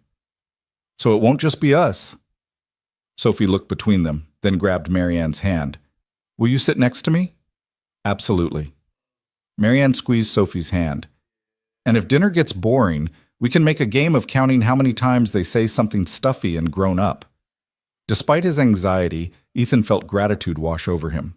This woman, this stranger, becoming something more, was stepping into the breach without hesitation. They returned the skates and headed to the parking lot, Sophie chattering nervously about whether Grandma and Grandpa would like her butterfly face paint, whether she should change clothes, whether they'd brought her a present since it was almost Christmas. Ethan drove home in a fog of dread, Marianne following in her rental car. The afternoon's ease had evaporated, replaced by the familiar weight of his parents' expectations and disappointment. He'd spent his whole life trying to measure up to their standards. The right schools, the right career, the right choices. Marrying Claire, who came from a middle-class family and worked as a teacher, had been his first major rebellion. Having Sophie had been a joy they'd accepted with resignation. And raising her alone after Claire's death had confirmed every doubt they'd ever voiced about his judgment. At home, Ethan helped Sophie wash her face and change into a dress she deemed appropriate for grandparents. She stood in front of her mirror, anxious and small in a way that made him want to cancel everything and keep her safe from his parents' cold assessment. "You look beautiful, Bug." "What if they don't like me?" Sophie's voice was tiny. Ethan crouched down, taking her hands. "Then that's their loss, not yours. You're smart and kind and funny and brave. If they can't see that, it says something about them, not you." "Promise you won't let them take me away?" The question came out whispered, terrified, and Ethan realized Sophie had picked up more than he'd thought from overheard phone calls and adult conversations. "Never. I promise you, Sophie. You're mine and I'm yours, and nobody changes that." He pulled her into a fierce hug. "I will always fight for you, always." When they came downstairs, Marianne was waiting in the living room, changed into a black dress and heels that somehow made her look both professional and formidable. She'd pulled her hair back into a sleek bun, put on makeup that emphasized her sharp cheekbones and intelligent eyes. She looked like someone who won cases for a living, someone who didn't back down. "Ready?" she asked, her voice gentle despite her armor. "As we'll ever be." Ethan grabbed his coat, his keys, his courage. The drive downtown was tense. Sophie sat in the back, unusually quiet, while Ethan gripped the steering wheel and tried to prepare for whatever ambush his parents had planned. Marianne followed in her car, a solid presence that made the whole situation feel slightly less impossible. The Regency Hotel was exactly the kind of place his parents preferred. Expensive, understated, designed to remind you of your place in the social hierarchy. Ethan held Sophie's hand as they walked through the lobby, Marianne on his other side, the three of them a united front against whatever came next. His parents were already seated in the restaurant, his father in a perfectly tailored suit despite the Sunday evening hour, his mother wearing pearls and judgment in equal measure. They stood as Ethan approached, their expressions flickering with surprise at Marianne's presence. "Ethan?" His father's voice was measured, controlled. "We weren't expecting a fourth." "This is Marianne Voss. My girlfriend." The lie came out smoothly, necessarily. "Marianne, these are my parents, Richard and Catherine Cole." Marianne extended her hand, her smile professional and cool. "Pleasure to meet you both. Ethan's told me so much about you." The handshakes were brief, his mother's eyes already assessing Marianne's dress, her bearing, her credentials. "Voss? Any relation to the Chicago Voss family, the attorneys?" My parents? Marianne's tone gave nothing away. I'm a corporate attorney with Morrison and Wright. Something shifted in his mother's expression, calculation, recognition. Morrison and Wright was prestigious, powerful. Marianne had just established herself as someone who belonged in their world, someone who couldn't be easily dismissed. And Sophie, his mother's attention turned to his daughter, her smile not quite reaching her eyes. My goodness, you've grown. Come give Grandma a hug. Sophie pressed against Ethan's leg, reluctant. He could feel her trembling slightly, and rage burned in his chest that his own parents inspired fear instead of love in their granddaughter. She's shy with people she doesn't see often, Ethan said, keeping his voice level. Maybe we should sit down, let her warm up. They took their seats, Sophie wedged firmly between Ethan and Marianne, creating a buffer zone. Menus appeared, orders were taken with painful politeness, and then his father leaned forward, hands clasped on the table. I'll be direct, Ethan. We're concerned about Sophie's upbringing. A child needs stability, proper role models, educational opportunities. She has all of those things. Ethan's voice was tight. She's thriving in school. She's in therapy to process her mother's death. She's happy and healthy. She's being raised by a single father who works full-time. His mother's tone implied this was self-evidently inadequate. We think it might be time to consider alternatives that would give her more structure. The threat hung there, barely veiled. Ethan felt Sophie's hand grip his under the table, and he squeezed back reassuringly. Sophie has plenty of structure. Marianne's voice cut through the tension, calm and sharp. She has a father who prioritizes her above everything, a strong support system, and a stable home environment. What exactly are you suggesting is lacking?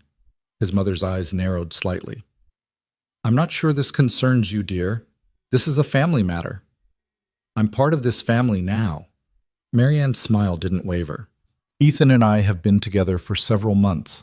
I'm very involved in Sophie's life, so it absolutely concerns me. The lie expanded, grew weight. Several months, involved in Sophie's life. They were building a fiction in real time, and Ethan felt simultaneously grateful and guilty that Marianne was willing to perjure herself for him. I see. His father studied Marianne with new interest. And what are your intentions with my son, with my granddaughter? My intentions are to build a life with them. Marianne met his stare without flinching. Ethan is an exceptional father and a good man. Sophie is a remarkable child. I consider myself very fortunate to be part of their lives. Sophie had been silent through this exchange, but now she spoke up, her small voice cutting through the adult posturing. Marianne teaches Daddy how to do braids that don't hurt, and she knows about dogs, and she likes my cookies. The innocence of it, the simple child logic of what mattered, shifted something in the atmosphere. His mother's expression softened fractionally, though calculation still lurked behind it. That's nice, sweetheart. She reached across the table toward Sophie, who flinched back slightly. We only want what's best for you. You understand that, don't you? Daddy knows what's best for me. Sophie's voice was firm, defensive. He takes care of me every day. Of course he does, but we're not having this conversation. Ethan cut his mother off, his patience snapping. You don't get to show up after 3 years of phone calls and birthday checks and question my parenting. You don't get to imply you might take my daughter because you've decided I'm not adequate. Ethan, calm down. His father's voice held warning. We're simply concerned. No, you're simply controlling. You've always been. And I'm done apologizing for not living the life you planned for me. Ethan stood, pulling Sophie up with him. We're leaving. Sit down. His father's tone was ice. Running away won't change the facts. A child needs both parents. Without a mother, she has me. That's enough. Ethan was shaking now, fury and fear coursing through him. And she has Marianne and my sister and people who actually love her instead of seeing her as a project to manage. You're being irrational. I'm being a father. Ethan grabbed his coat. Come on, Sophie, we're done here. But Marianne hadn't stood. She remained seated, her expression cool and focused. And when she spoke, her voice carried the weight of every courtroom she'd ever commanded. Let me make something very clear, Mr. and Mrs. Cole. If you attempt any legal action regarding custody or visitation, You will lose. I've spent 15 years in family and corporate law, and I know exactly how these cases unfold. A stable, loving single parent with a strong support system, no history of neglect or abuse, and a child who is demonstrably thriving, no judge will remove Sophie from that situation. She leaned forward slightly, her smile sharp. And if you try, I will personally represent Ethan pro bono, and I will make it my mission to ensure you not only lose, but that the attempt damages your reputation. I'm very good at what I do, and I don't lose often. The silence that followed was absolute. Ethan's parents stared at Marianne like she'd grown a second head, clearly unaccustomed to being challenged so directly. Sophie pressed against Ethan's side, her eyes wide.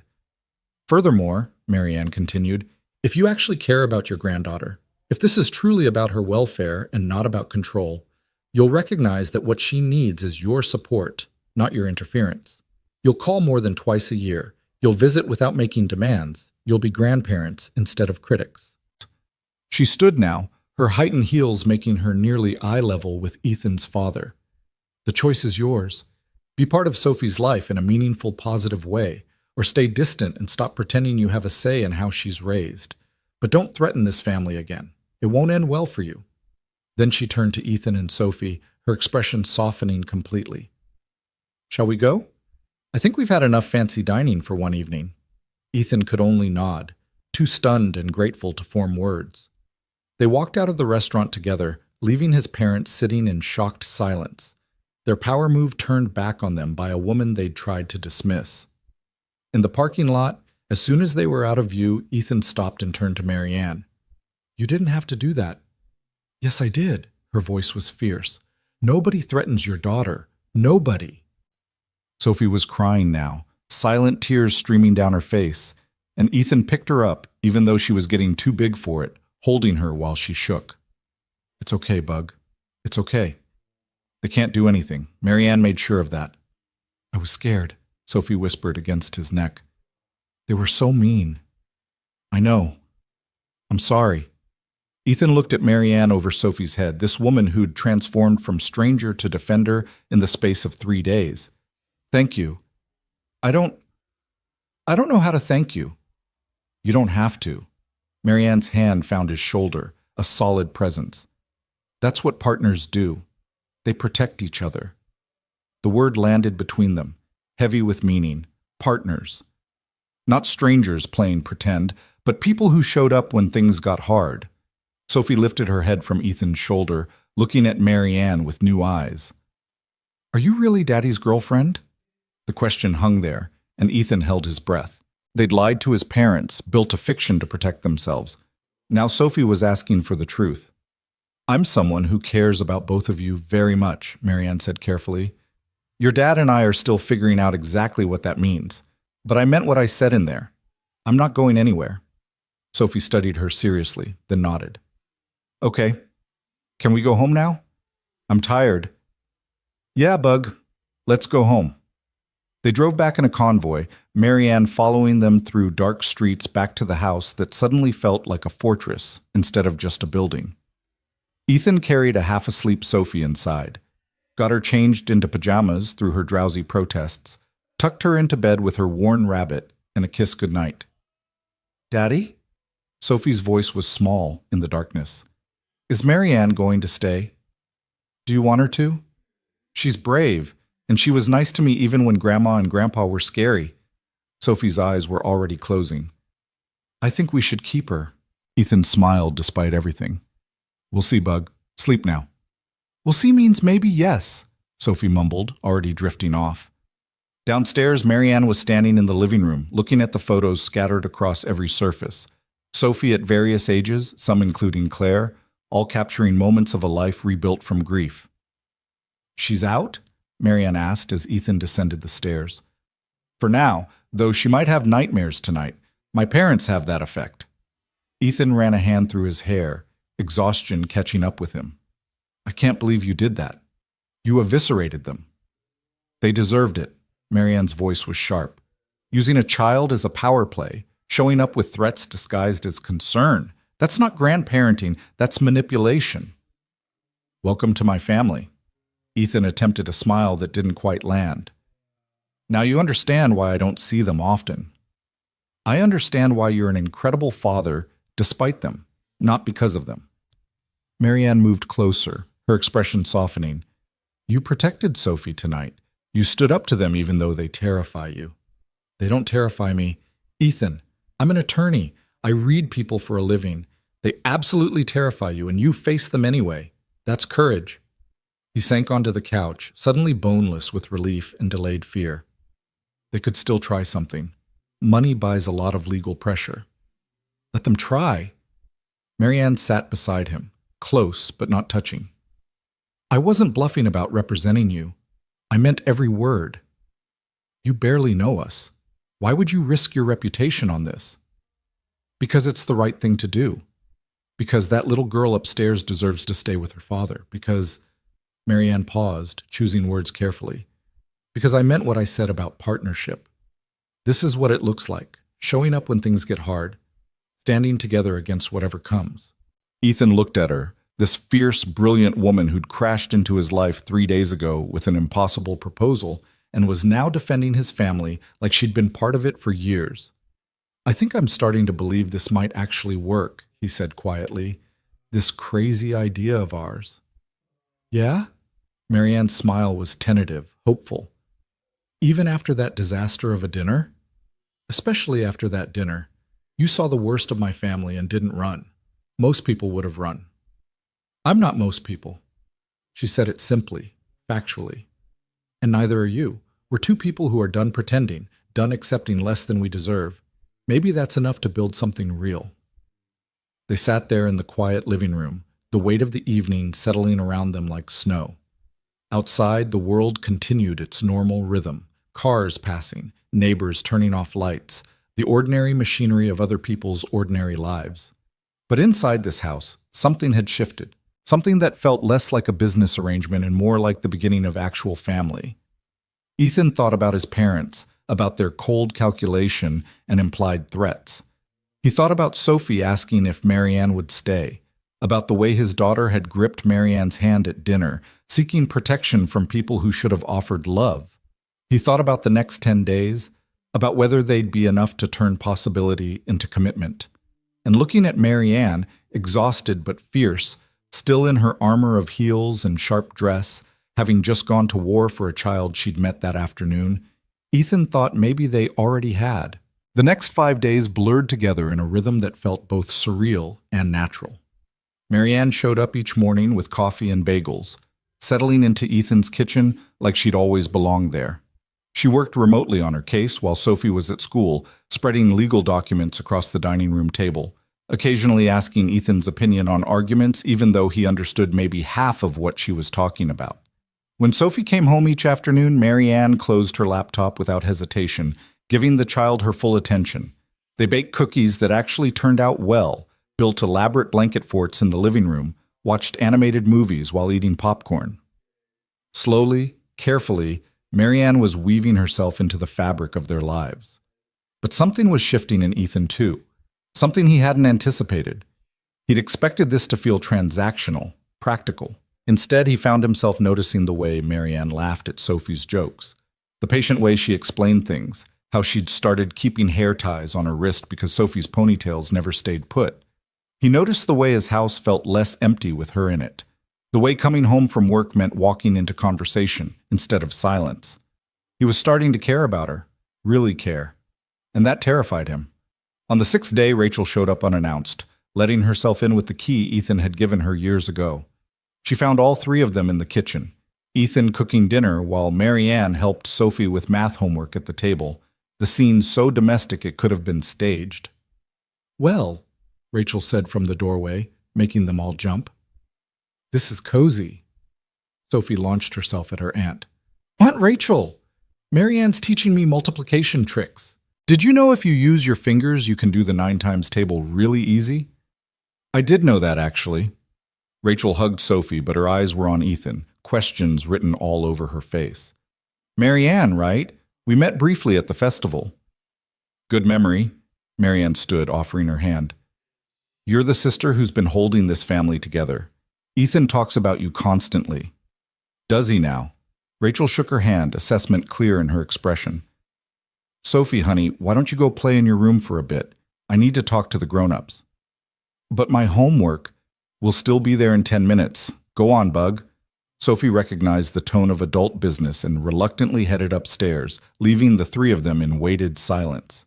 Ethan continued stirring pasta sauce, not looking at his sister, knowing what was coming. So, Rachel said, pulling out a chair and sitting down like she was settling in for interrogation. Someone want to explain what's actually happening here? Because last week Ethan was getting rejected on blind dates, and now there's a strange woman living in his house teaching his daughter multiplication. I'm not living here, Marianne clarified. I'm still at the hotel. I just spend most of my time here. Right. Much better. Rachel's tone was dry.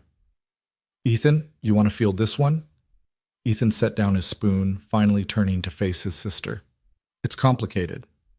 I gathered that from the fact that you told Mom and Dad she's your girlfriend of several months when you'd literally just met her.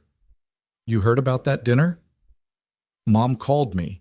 She was very concerned about your sudden relationship and whether this woman was after your money. Rachel snorted.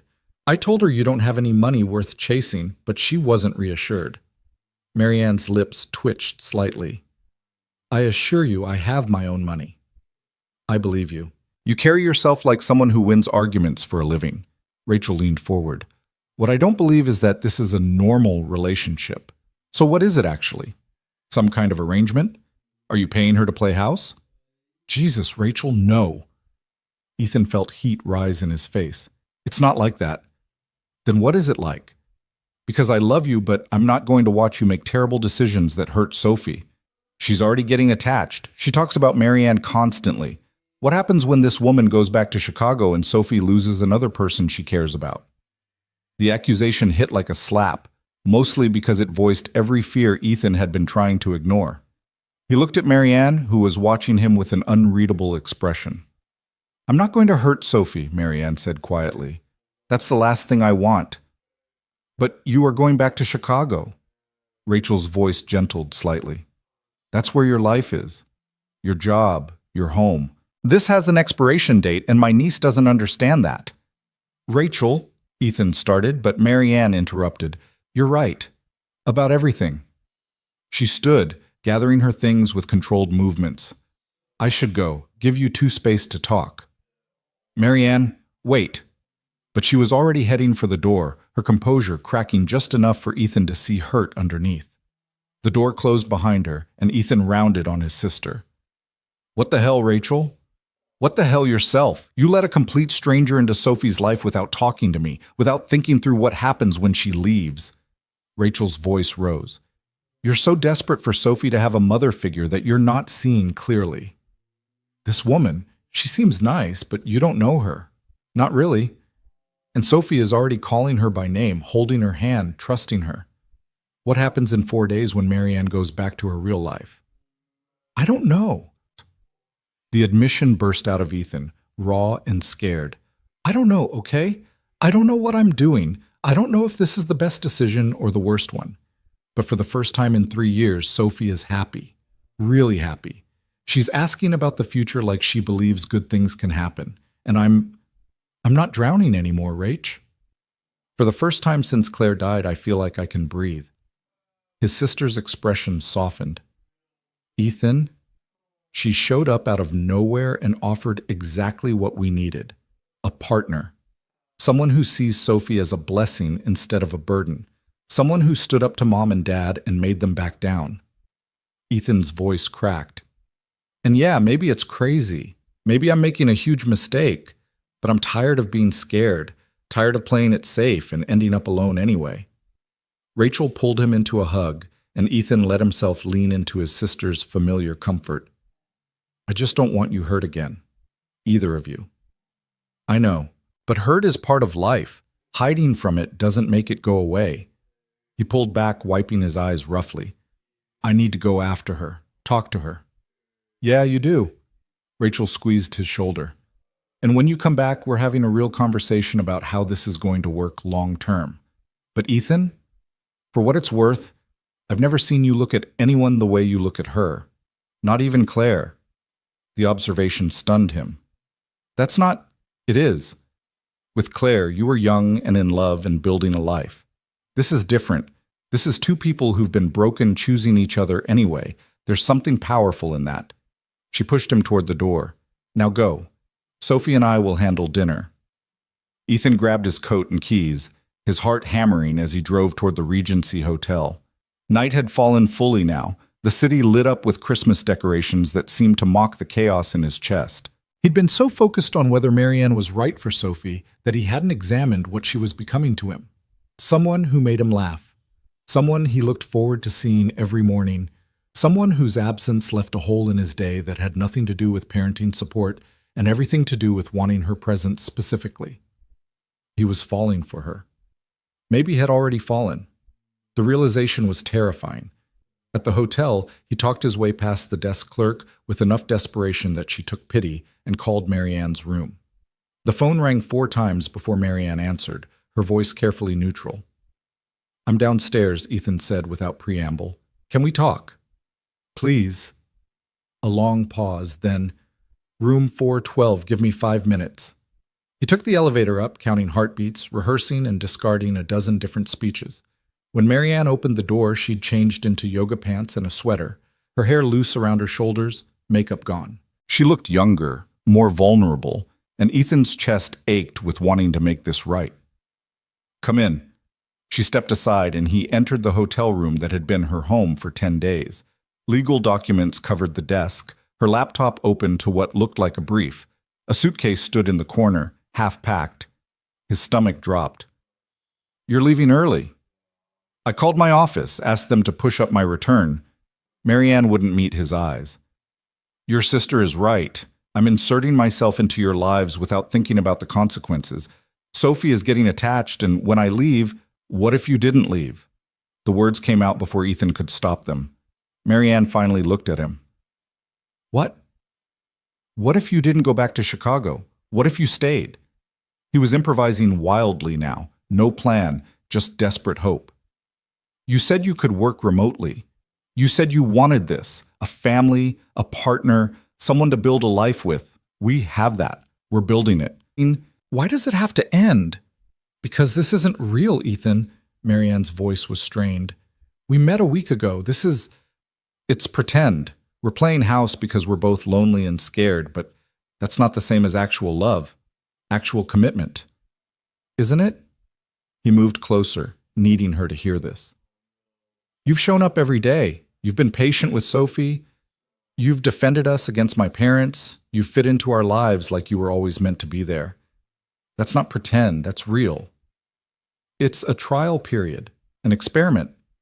But her voice wavered. "We agreed, 10 days to see if this could work. It's been 10 days. We should be honest about what we've learned." "Fine. Honesty." Ethan's heart was hammering. "I've learned that I look forward to seeing you every morning, that your laugh makes everything seem more manageable, that Sophie lights up when you walk in the room, and so do I. I've learned that this week has been the best week I've had in 3 years, and the thought of you leaving feels like losing something I didn't know I needed until I had it." Marianne's eyes were bright with unshed tears. Don't make this harder." "Why are you running?" The question came out soft but pointed. "You're the one who proposed to a stranger in a restaurant. You're the one who said we should stop pretending and be honest about what we want. What do you want, Marianne? Really?" "I want..." She pressed her hands to her face, shoulders shaking. "I want to stay so badly it terrifies me. I want to wake up in that house every morning, make breakfast with you, help Sophie with homework, build something real. But I'm so scared, Ethan. What if I'm terrible at this? What if I fail Sophie? What if 6 months from now you realize you made a mistake and I've upended my entire life for something that wasn't meant to last? What if you're amazing at this? What if 6 months from now we can't imagine life without you?" He caught her hands, pulling them gently away from her face. "What if we're both so scared of failing that we sabotage the best thing that's ever happened to either of us? Your sister thinks I'm taking advantage of your desperation. My sister is protective. She'll come around when she sees this is real." He squeezed her hands. "But you have to stay for it to be real. You have to take the risk with me." Marianne looked at their joined hands, then up at his face, searching for something. What are we doing, Ethan? Define this for me. Are we business partners raising a child together? Are we friends playing at family? What is this becoming? The question hung between them, demanding honesty.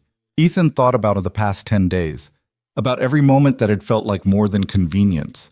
The way Marianne hummed while cooking, the way she'd memorized Sophie's favorite foods, the way she'd started wearing less makeup around them like she was comfortable being seen. The way his heart jumped when she smiled at him. The way he'd caught himself staring at her profile while she read to Sophie. The way he'd started thinking in terms of we instead of I. I think it's becoming something I didn't plan for, he admitted. Something that scares me because I didn't think I could feel this way again. Feel what way? Her voice was barely a whisper. Like I'm falling for you. The confession hung in the air between them, naked and terrifying. Not because you're convenient or because Sophie needs a mother, because you're sharp and funny and fierce, because you call me on my bullshit and stand up for us like we're worth fighting for, because being around you makes me want to be braver, better. Marianne's tears spilled over. I don't know how to do this. I've spent 15 years avoiding exactly this kind of vulnerability. Neither do I. I haven't dated anyone seriously since Claire died because everyone made me feel like I had to choose. Be a good father or pursue a relationship. You're the first person who made me think maybe I could have both. He brushed away her tears with his thumb. Stay, please. Not because we have a plan or a contract or any idea what we're doing. Stay because you want to, because this feels right even though it's terrifying. What about my job? My apartment in Chicago? I can't just abandon everything on impulse. Sublease the apartment, transfer to a local office, or go fully remote. People do it all the time. He was bargaining now, negotiating their future like it was something that could be reasoned into existence. Morrison and Wright has an office here. I looked it up. Request a transfer. Or quit and find something else. You're brilliant, Marianne. You'll have options. You looked up my firm's local office? I've been thinking about this for days. How to make it work if you wanted to stay. He pulled her closer. I know it's fast. I know it's crazy. But I also know that I don't want you to leave. Not in 4 days. Not ever. Marianne laughed through her tears, the sound slightly hysterical. We're insane. Both of us. This violates every rule of reasonable decision-making. Reasonable hasn't been working out great for either of us. That's a terrible argument. But you're considering it. He could see it in her eyes. Hope warring with fear, want battling with logic. She pulled her hands free, walking to the window to stare out at the city lights. Ethan waited, barely breathing, while she processed whatever internal debate was raging in her mind. Finally, she turned back to him. If I stay, if I actually do this, I need promises. Real ones. Her voice was steady now, lawyer mode engaged. I need to know that if it doesn't work, we'll handle it like adults, that Sophie won't be caught in the middle, that we'll put her first even if we're miserable. Agreed. Completely. I need time to adjust, to figure out how to be a parent when I've never done it before. I need you to be patient when I screw up, because I will screw up. I screw up daily. We'll figure it out together. And I need, she hesitated, vulnerability creeping back in. I need to know this isn't just about convenience, that you actually care about me, not just what I can provide for your family. Ethan crossed to her, taking her face in his hands. I care about you so much it terrifies me. You're not a convenient solution, Marianne. You're someone I want to know everything about, someone I want to wake up next to, someone I want to build a life with, not because it's practical, but because the alternative, living without you, sounds unbearable. She kissed him then, sudden and fierce, and Ethan felt the world tilt sideways. This was nothing like the careful, respectful distance they'd maintained all week. This was real, messy, and desperate, and full of all the feelings they'd been trying to keep practical. When they broke apart, both breathing hard, Marianne rested her forehead against his. I'll need to go back to Chicago to settle things. Give notice, pack up my apartment, tie up loose ends. Her voice was shaky but determined. Maybe 2 weeks, 3 at most. I'll wait. We'll wait. Relief flooded through him so intensely it made him dizzy. Just promise you're coming back. I'm coming back. She pulled away enough to meet his eyes. But Ethan, we need to do this right. No more lying to people about how long we've been together. No more pretending this is something it's not. We tell Sophie the truth, that we met recently, that we're figuring this out together, that there are no guarantees, but we're trying. She deserves honesty, he agreed, even if the truth is we're making this up as we go. Especially then. Marianne's smile was tentative, hopeful. We should tell her together? Tomorrow? Tomorrow. He kissed her again, softer this time, and felt possibility bloom in his chest where fear had been. Stay tonight. Come back to the house. Let's not waste any of the time we have left before you leave. Are you sure? Your sister is there and she already thinks I'm corrupting you. Rachel will deal, and you're not corrupting me. You're saving me. They drove back to the house together, Marianne's overnight bag in Ethan's back seat, both of them giddy with relief and nerves. When they walked in, Rachel was reading to Sophie on the couch, but she looked up as they entered, taking in their joined hands and matching expressions. Well, Rachel said, closing the book, I'm guessing you two worked things out. Marianne's staying. Ethan couldn't keep the joy out of his voice. Not permanently yet, but she's coming back. We're going to try this for real. Sophie launched herself off the couch. Really? You're staying? I need to go back to Chicago for a couple weeks to handle some things, but then yes, I'm coming back. Marianne crouched down to Sophie's level. If that's okay with you. It's very okay. Sophie threw her arms around Marianne's neck. Can you teach me more braids? And can we get a dog? And can you... Slow down, Bug. Ethan gently extracted his daughter. One thing at a time. Right now it's bedtime. But this is important. Bedtime is also important. Come on, I'll tuck you in. Will Marianne be here in the morning? They all looked at each other, navigating this new territory together. Finally, Marianne answered, If your dad says it's okay, then yes. Sophie turned pleading eyes on Ethan, and he felt Rachel's gaze as well, assessing his judgment. This was a line they hadn't crossed yet. Marianne sleeping over, spending the night under the same roof as Sophie, making this official in the way that children understood. Yeah, he said, feeling the weight of the decision. She'll be here in the morning. After Sophie was settled in bed, a process that took longer than usual because she kept coming up with reasons to delay, mostly involving questions about Marianne's plans, Ethan came back downstairs to find Rachel and Marianne in what appeared to be an intense conversation in the kitchen. I'm just saying, Rachel was saying, if you hurt either of them, I will make your life very difficult. I don't care how good a lawyer you are. I wouldn't expect anything less. Marianne's voice was serious. If I thought I was going to hurt them, I wouldn't stay. But you don't know. Nobody knows how this will turn out. No, I don't.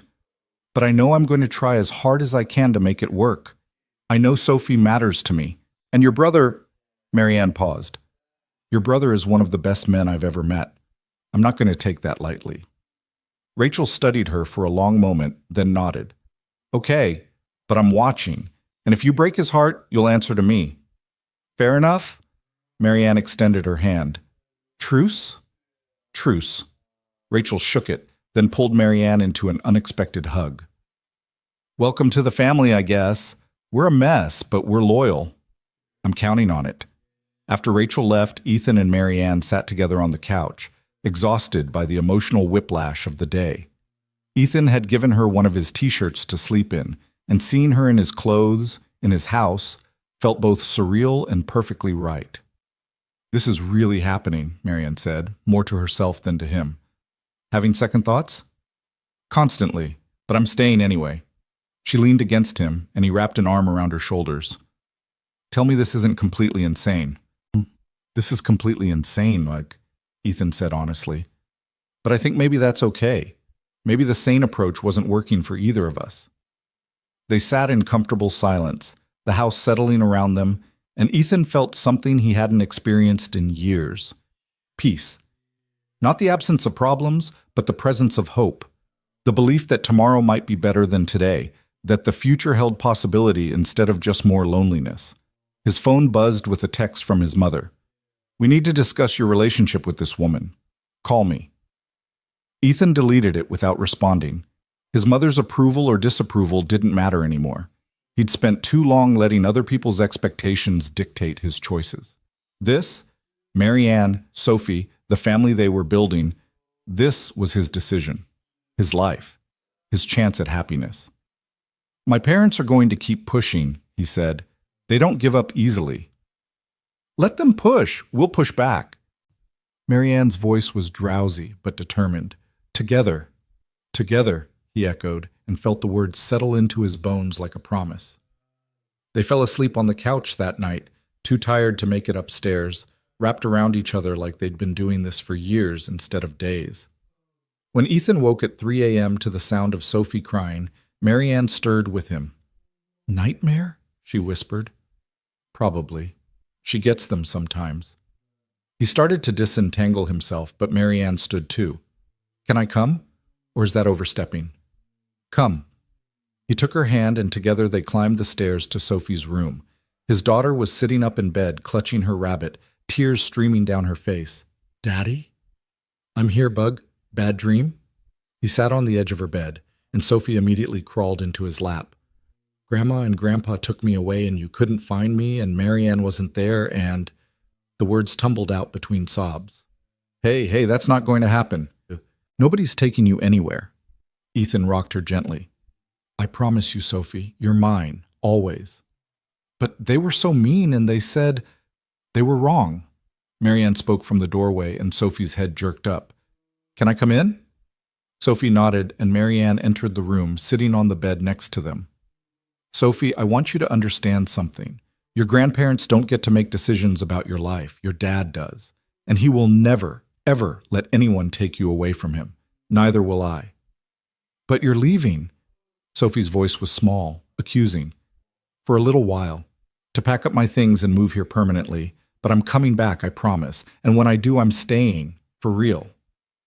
What if you change your mind? The question was devastating in its simplicity, and Ethan felt Marianne stiffen slightly beside him.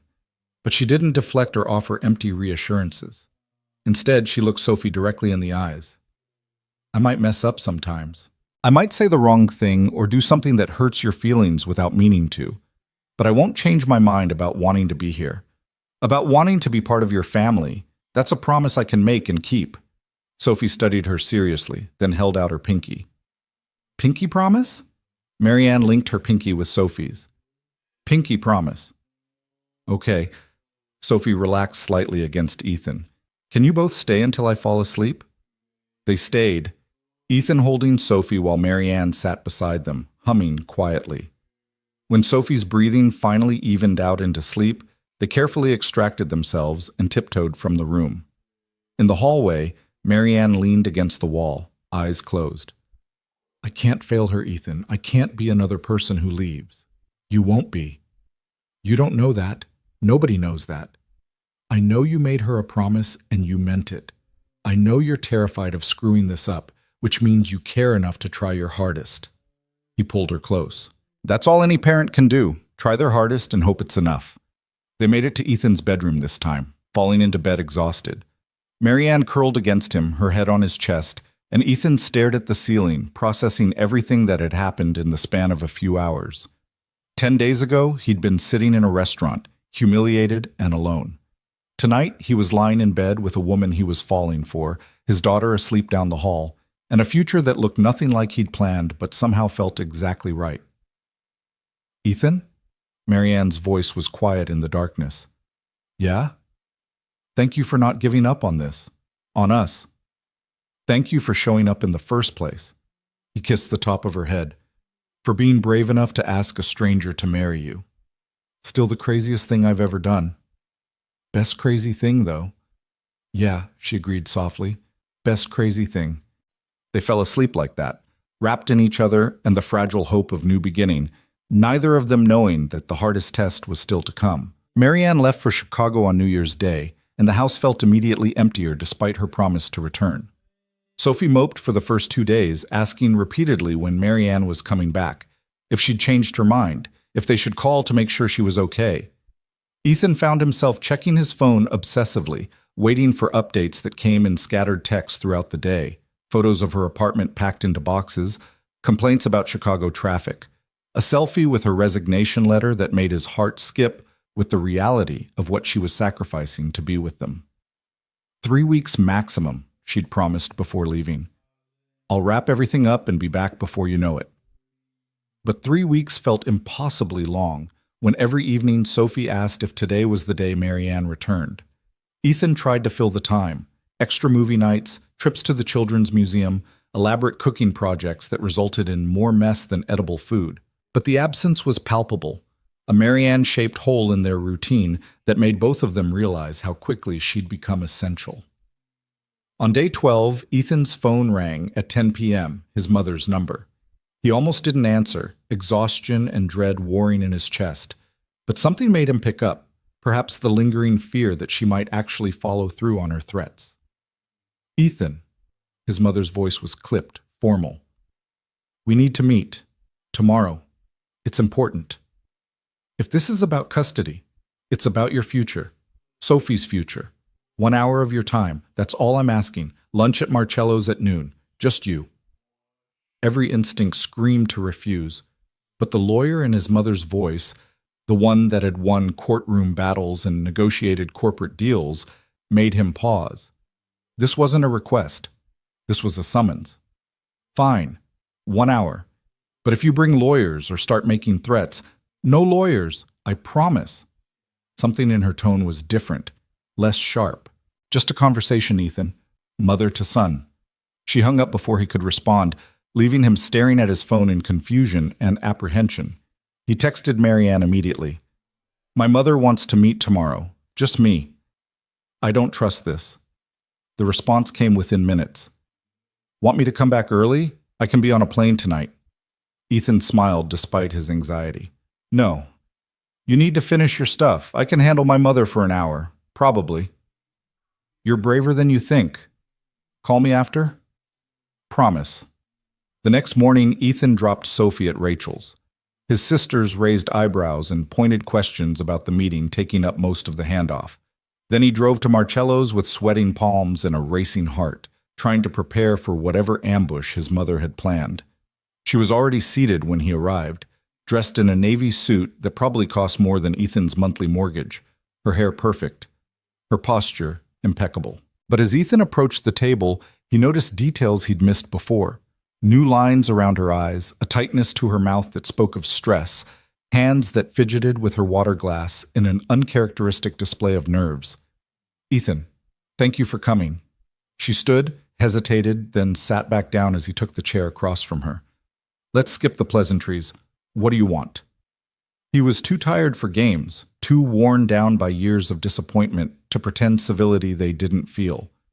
His mother flinched slightly, and Ethan felt a flash of surprise. Catherine Cole didn't flinch. She bulldozed, manipulated, controlled, but she didn't show vulnerability.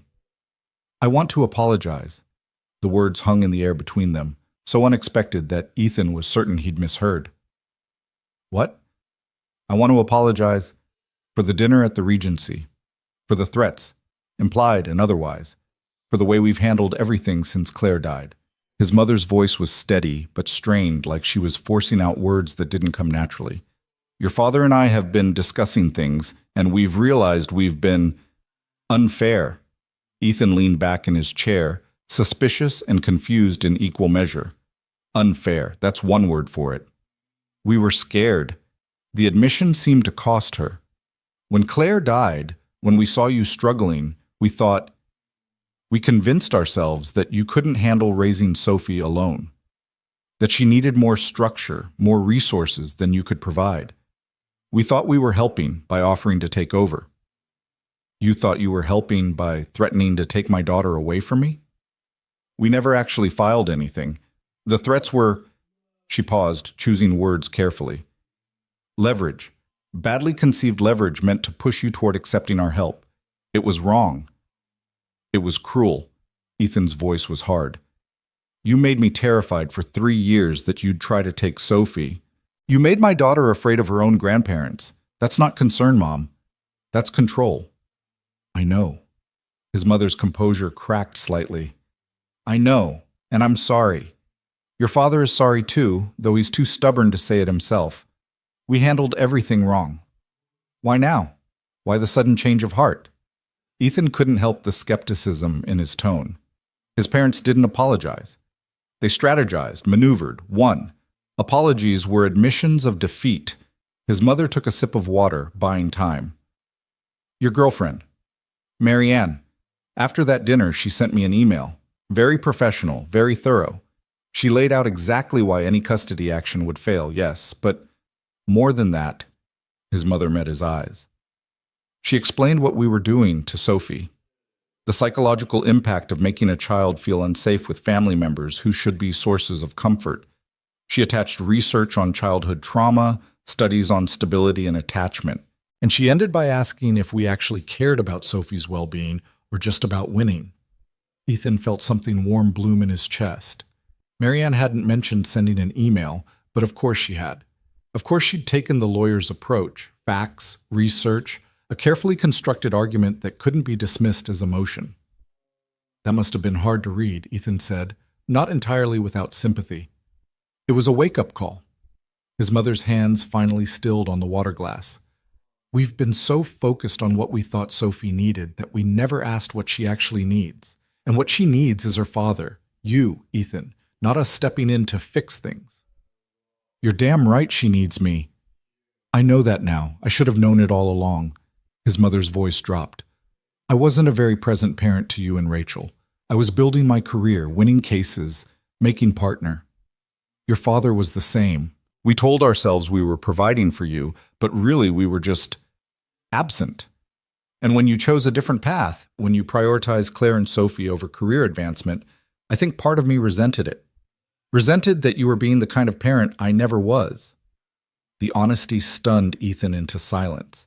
He'd never heard his mother speak this way, never seen her strip away the professional armor to reveal actual vulnerability underneath. I don't expect you to forgive me immediately, his mother continued. I don't even know if I deserve forgiveness, but I want to do better. Not take over, not control, just be an actual grandmother to Sophie, if you'll let me. Why should I trust this? How do I know this isn't another manipulation? You don't, but I'm willing to prove it over time. His mother pulled an envelope from her purse, sliding it across the table. This is a letter from our attorney confirming we're dropping any consideration of custody action, past, present, or future. It's notarized, legal, binding. We can't use it as leverage anymore. Ethan opened the envelope with shaking hands, scanning the legal language that essentially promised his parents would never challenge his custody. It was real, official. The threat he'd lived with for 3 years dissolved into paper and ink. I don't understand. What changed? He looked up at his mother, searching her face for the catch. Marianne changed. Seeing you with her, seeing Sophie comfortable and happy, seeing you stand up to us instead of backing down, it changed our perspective. His mother's smile was sad, self-aware. And maybe I'm getting older, Ethan. Maybe I'm realizing that being right isn't the same as being family. I'd rather have a relationship with you and Sophie than win some imaginary battle over control. The waiter appeared to take their orders, and they went through the motions automatically, both still processing the weight of the conversation. After he left, his mother spoke again. Tell me about Marianne, the real story, not the version you gave us at dinner. Ethan hesitated, then figured honesty couldn't hurt worse than the lies already between them. We met 2 weeks ago. She proposed marriage to me in a restaurant after watching her own date walk out and mine do the same. His mother's eyebrows rose. That's unconventional. That's one word for it. Despite everything, Ethan felt himself smile. She looked at my life, single father, widower, kid with needs, and saw something worth choosing instead of something to run from. We agreed to try building a family together, practical partnership first, see if feelings developed. And have they? Developed? Yeah. The admission felt good, honest. I'm in love with her. Completely terrified and in love. She left for Chicago 2 weeks ago to settle her affairs, and every day she's gone feels wrong. Sophie asks about her constantly. The house feels empty without her. She's moving here? Permanently? She resigned from her firm, subleased her apartment, gave up everything to be with us. Ethan's voice held wonder and terror in equal measure. And I'm scared to death she'll realize she made a mistake, that this is too much too fast, that we're not worth what she sacrificed. His mother reached across the table, an unprecedented gesture, and covered his hand with hers. Ethan, anyone who fights for you the way she did, who walks away from a successful career to build a life with you, that woman knows exactly what she's doing. Don't insult her by assuming she's making an uninformed choice. When did you get wise about relationships? When I realized I'd wasted most of mine on being right, instead of being present. His mother squeezed his hand, then withdrew, composure reasserting itself. I'd like to see Sophie. Actually see her, not an awkward dinner where we all pretend. Maybe at your house, somewhere she's comfortable. I want to know my granddaughter Ethan before I run out of time to try. Ethan studied his mother, looking for signs of manipulation or ulterior motive. But all he saw was a woman in her 60s realizing she'd prioritized wrong, trying to course correct before it was too late. It didn't erase the hurt, didn't fix 3 years of fear, but it was something. We can try, he said carefully. Supervised visits at first. You prove you can be kind to her, that you're not going to undermine me or make her feel unsafe, and we'll go from there. That's fair, more than fair. His mother's relief was visible. Thank you. They finished lunch with careful small talk, rebuilding burned bridges one cautious sentence at a time. His mother asked about Sophie's school, her interests, what she wanted for her upcoming birthday. She asked about Ethan's work, about Rachel, about his plans with Marianne. And for the first time in years, the conversation felt almost normal, like they were actually family instead of opposing counsel. When they parted ways in the parking lot, his mother surprised him with a hug, brief, awkward, but genuine. I'm sorry, Ethan, for all of it. I hope someday you can believe that. I'm trying, he said, and meant it. He called Marianne from the car, needing to hear her voice to process what had just happened. She answered on the first ring, breathless. How did it go? Are you okay? Do I need to file a restraining order? She apologized. Actually apologized with paperwork proving they're dropping the custody threat. Ethan laughed, slightly hysterical. I don't know what you said in that email, but it worked. I just presented facts and asked uncomfortable questions. Attorneys hate having their logic dismantled. Marianne's voice was warm, pleased. So it's over? The threat? It's over. She wants to try being an actual grandmother. Supervised visits prove she can be trusted. He paused. Thank you for fighting for us, even when I didn't know you were doing it. That's what partners do. We fight for each other. A rustling sound came through the phone. Speaking of which, I have good news. I finished everything early. I'm coming home tomorrow. Tomorrow? Ethan's heart leaped. Really? Really. My apartment's packed, my lease is transferred, and I'm on the 8 a.m. flight. I'll be back by dinner. Her voice softened. I missed you both so much. We missed you too. Sophie's going to lose her mind when I tell her. Then don't tell her. Let's surprise her. Marianne's smile was audible. I'll text you when I land, meet you at the house. Perfect. Marianne? He paused, the words he'd been holding back for days pressing against his chest. I love you. I know it's fast, I know it's crazy, but I need you to know before you come back. I'm in love with you. Silence on the other end, long enough that Ethan wondered if he'd miscalculated, revealed too much too soon. Then Marianne's voice came through, thick with emotion. I love you too. I think I have since you showed up at that coffee shop, even though you were terrified. Since I watched you stand up to your parents for Sophie, since... Her voice broke slightly.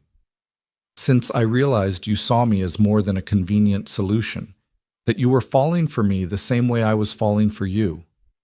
Come home, Ethan said, his own voice rough. Come home and let's make this official, all of it. Tomorrow, she promised. Tomorrow I'm coming home. The next day moved in slow motion. Ethan kept Sophie busy with errands and activities, watching the clock, checking his phone obsessively for Marianne's flight updates. When the text finally came, landed, getting my rental car, see you in 45 minutes, he had to physically restrain himself from shouting. Why are you so smiley today? Sophie asked suspiciously from the back seat as they drove home from the grocery store. You've been weird all day. Just happy, Bug. Can a dad be happy? You're happy crying happy. That's different. Sophie studied him. Did Marianne call? Is she coming back soon?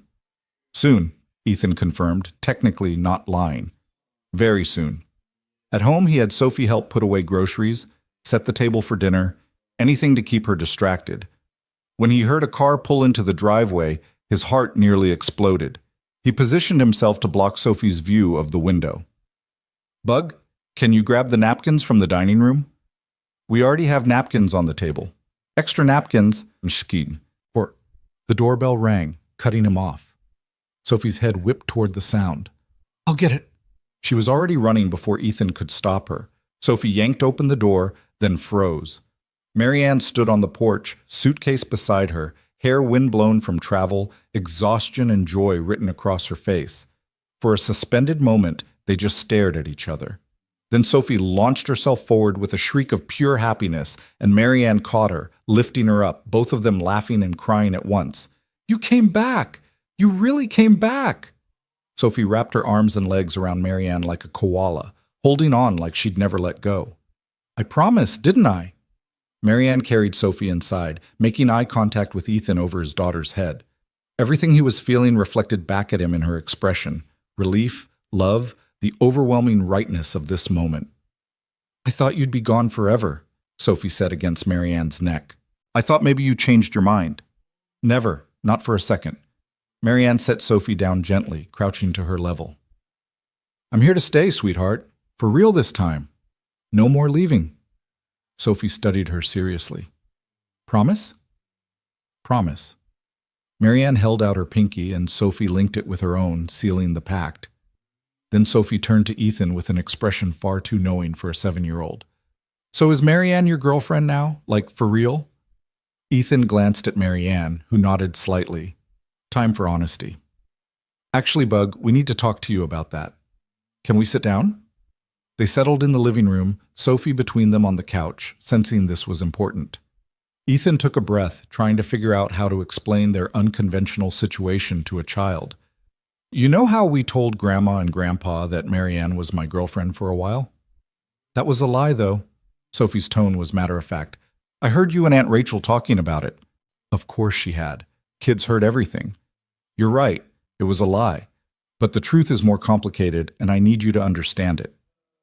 He and Marianne took turns explaining how they'd met in a restaurant, how they'd agreed to try building a family together, how what started as practical had become real. They kept it simple, age-appropriate, emphasizing that they loved each other and loved Sophie, that Marianne was choosing them on purpose. Sophie listened intently, processing with the seriousness she brought to all important matters. When they finished, she was quiet for a long moment. So you're like boyfriend and girlfriend now? For real? For real, Ethan confirmed. And Marianne's going to live here? In this house? If that's okay with you. Marianne's voice was gentle. This is your home, Sophie. Your opinion matters most. Sophie considered this. Would you sleep in Daddy's room or get your own room? Probably Daddy's room, eventually, but we can figure that out together. Okay.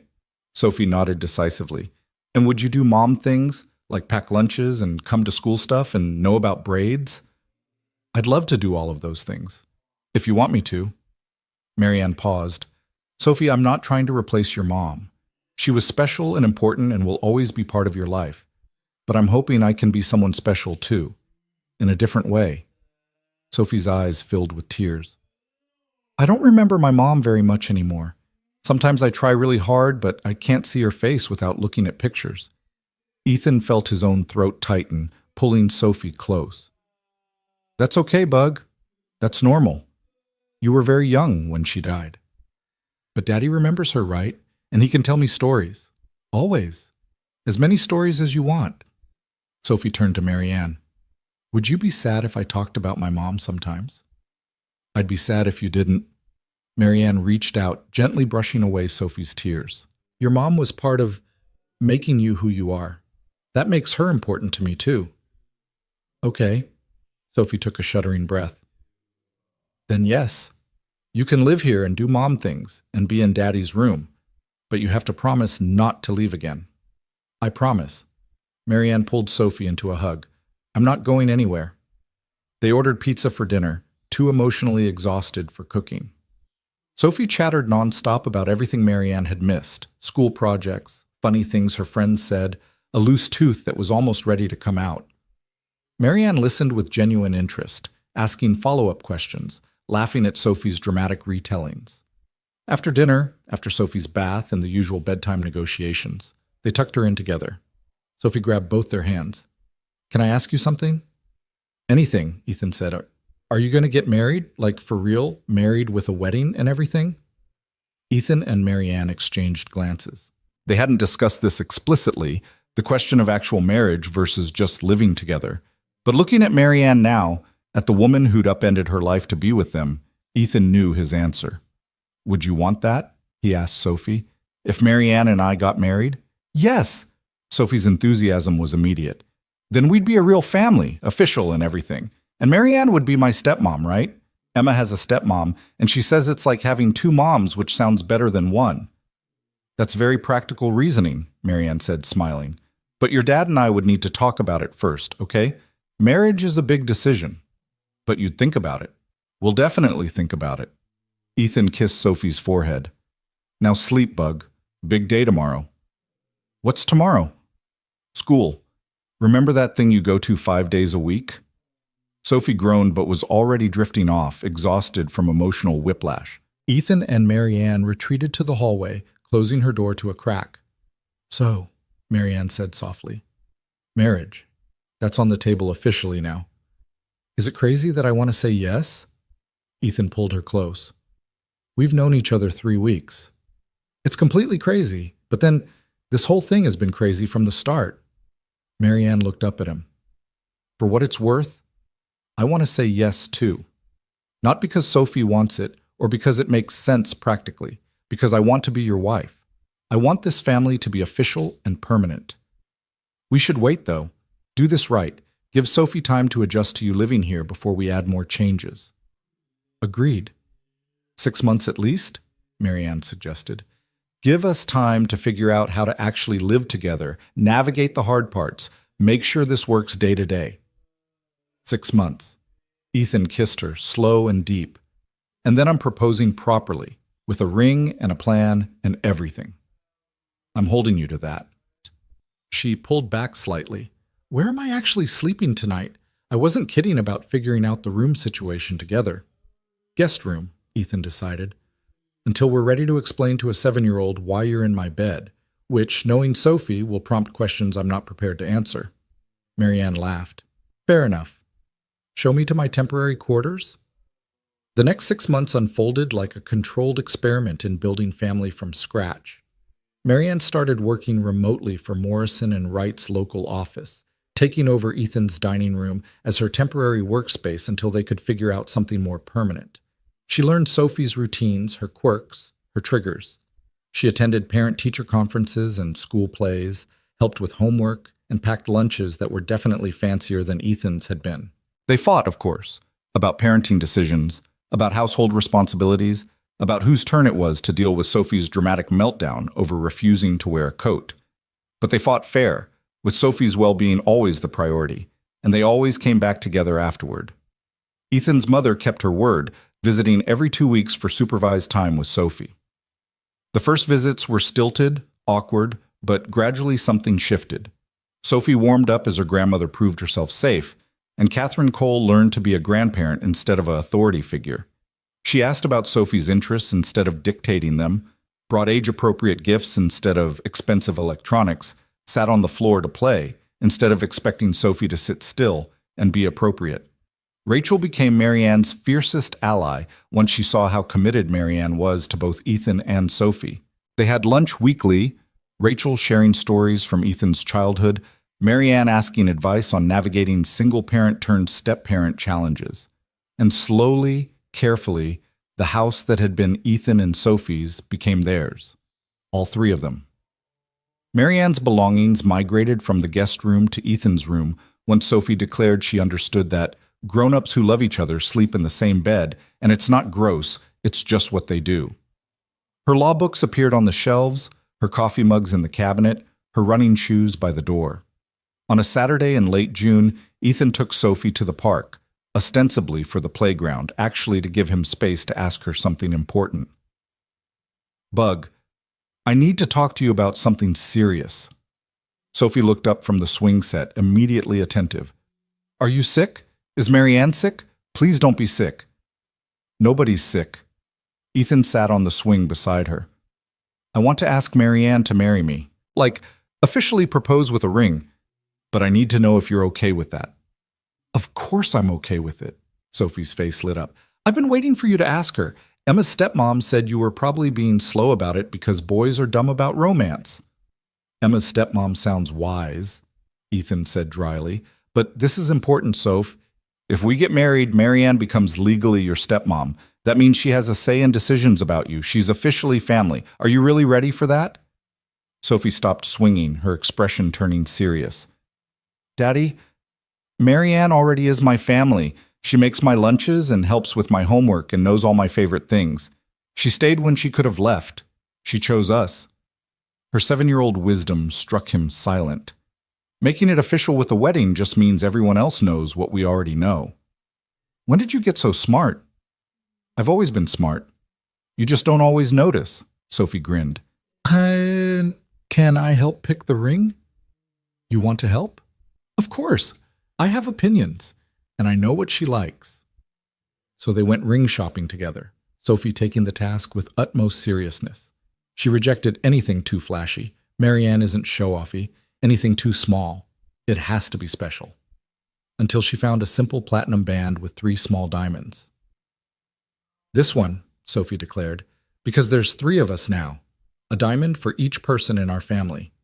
The jeweler smiled at the logic, and Ethan felt his chest tighten with love for his daughter and the woman they were choosing together.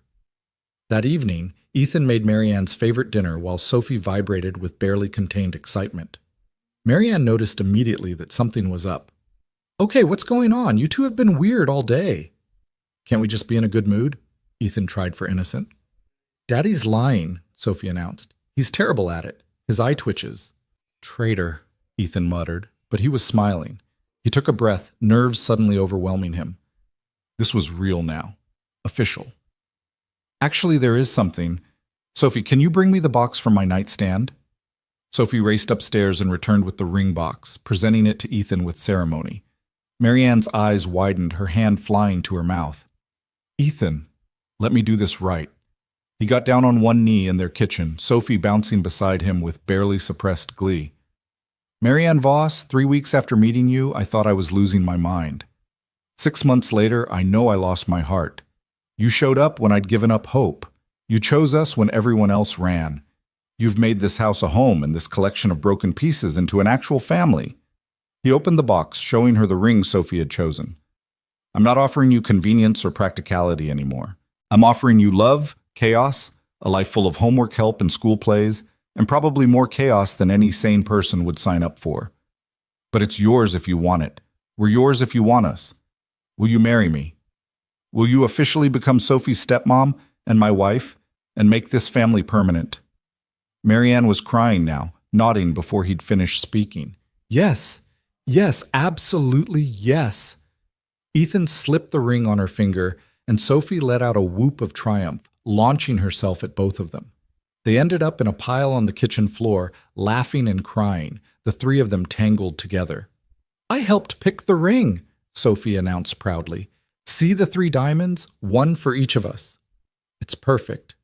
Marianne kissed Sophie's forehead, then Ethan's lips. You're both perfect. This whole ridiculous, wonderful thing is perfect.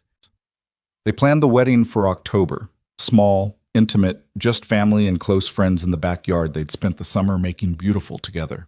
Sophie served as flower girl and junior bridesmaid, taking both roles with utmost seriousness. Rachel cried through the entire ceremony. Even Ethan's mother dabbed at her eyes when Marianne's vows promised to honor Claire's memory while building new memories together.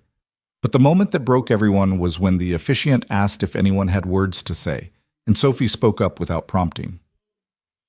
I just want to say that Marianne is the best almost mom anyone could ask for. She does my hair and makes good lunches, and she stayed when she could have left. And I'm really happy she's officially my family now because she's been my family in my heart for a long time. There wasn't a dry eye in the garden. The reception was chaos. Sophie racing around with her cousins, Rachel giving an embarrassing speech about Ethan's dating disasters, Marianne's parents warmly welcoming him into their family. As the evening wound down and Sophie finally crashed on Rachel's lap, Ethan pulled Marianne onto the makeshift dance floor. "So," he said, swaying with her under string lights, "any regrets about proposing to a stranger in a restaurant?" "Best impulse decision I ever made." Marianne rested her head on his shoulder. "Though I should probably stop making life-changing decisions in restaurants." "I don't know. Seems to be working out for you." He kissed the top of her head. "I love you, Mrs. Cole." "I love you too." She pulled back to look at him. "Thank you for taking a chance on something crazy, for seeing possibility instead of just risk. Thank you for showing up, for staying, for choosing us." Sophie stirred on Rachel's lap, blinking sleepily. "Is it time to go home?" "Soon, Bug." Ethan walked over, scooping up his daughter. "You did great today. Best flower girl ever." "And junior bridesmaid," Sophie reminded him, already half asleep again. "Are we really all married now? Like official family?" "Official family," Marianne confirmed, joining them. "You're stuck with me forever." "Good," Sophie mumbled. "I like being stuck with you." They drove home through October darkness, Sophie asleep in the back seat, wedding decorations still scattered across their backyard.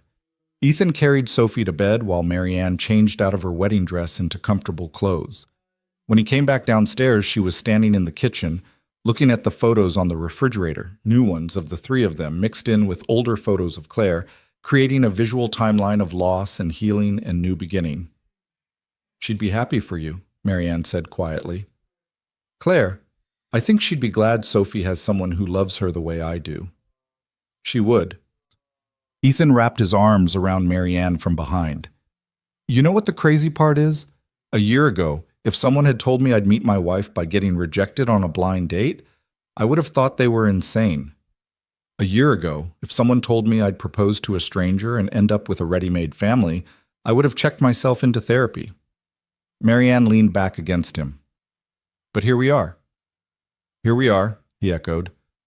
"Three people who found each other in the least conventional way possible and somehow made it work. We made it work because we were honest from the start. No games, no pretending, just two broken people deciding they'd rather be broken together than perfect alone." That's very poetic for someone who spent the day wrangling a 7-year-old flower girl. "I contain multitudes." She turned in his arms. "Come on, husband, let's go to bed. Tomorrow starts the rest of our chaotic, beautiful life, and I want to be well rested for it." "Tomorrow, Sophie's going to ask if we can get a dog now that we're officially married." "I know. I'm actually warming to the idea." "You're going soft." "I'm going happy," Marianne corrected. "There's a difference." They climbed the stairs together, passing Sophie's room where their daughter slept peacefully, secure in the knowledge that her family was whole. In their room, Marianne's wedding dress hung on the closet door, Ethan's suit jacket tossed over a chair, evidence of a day that had made official what their hearts had known for months. What started as rejection on Christmas night had become this, a family built on courage, honesty, and the radical decision to stop playing it safe. They'd taken the risk of being real with each other, of admitting needs and fears without pretense, and somehow, impossibly, it had been enough, more than enough. It had been everything.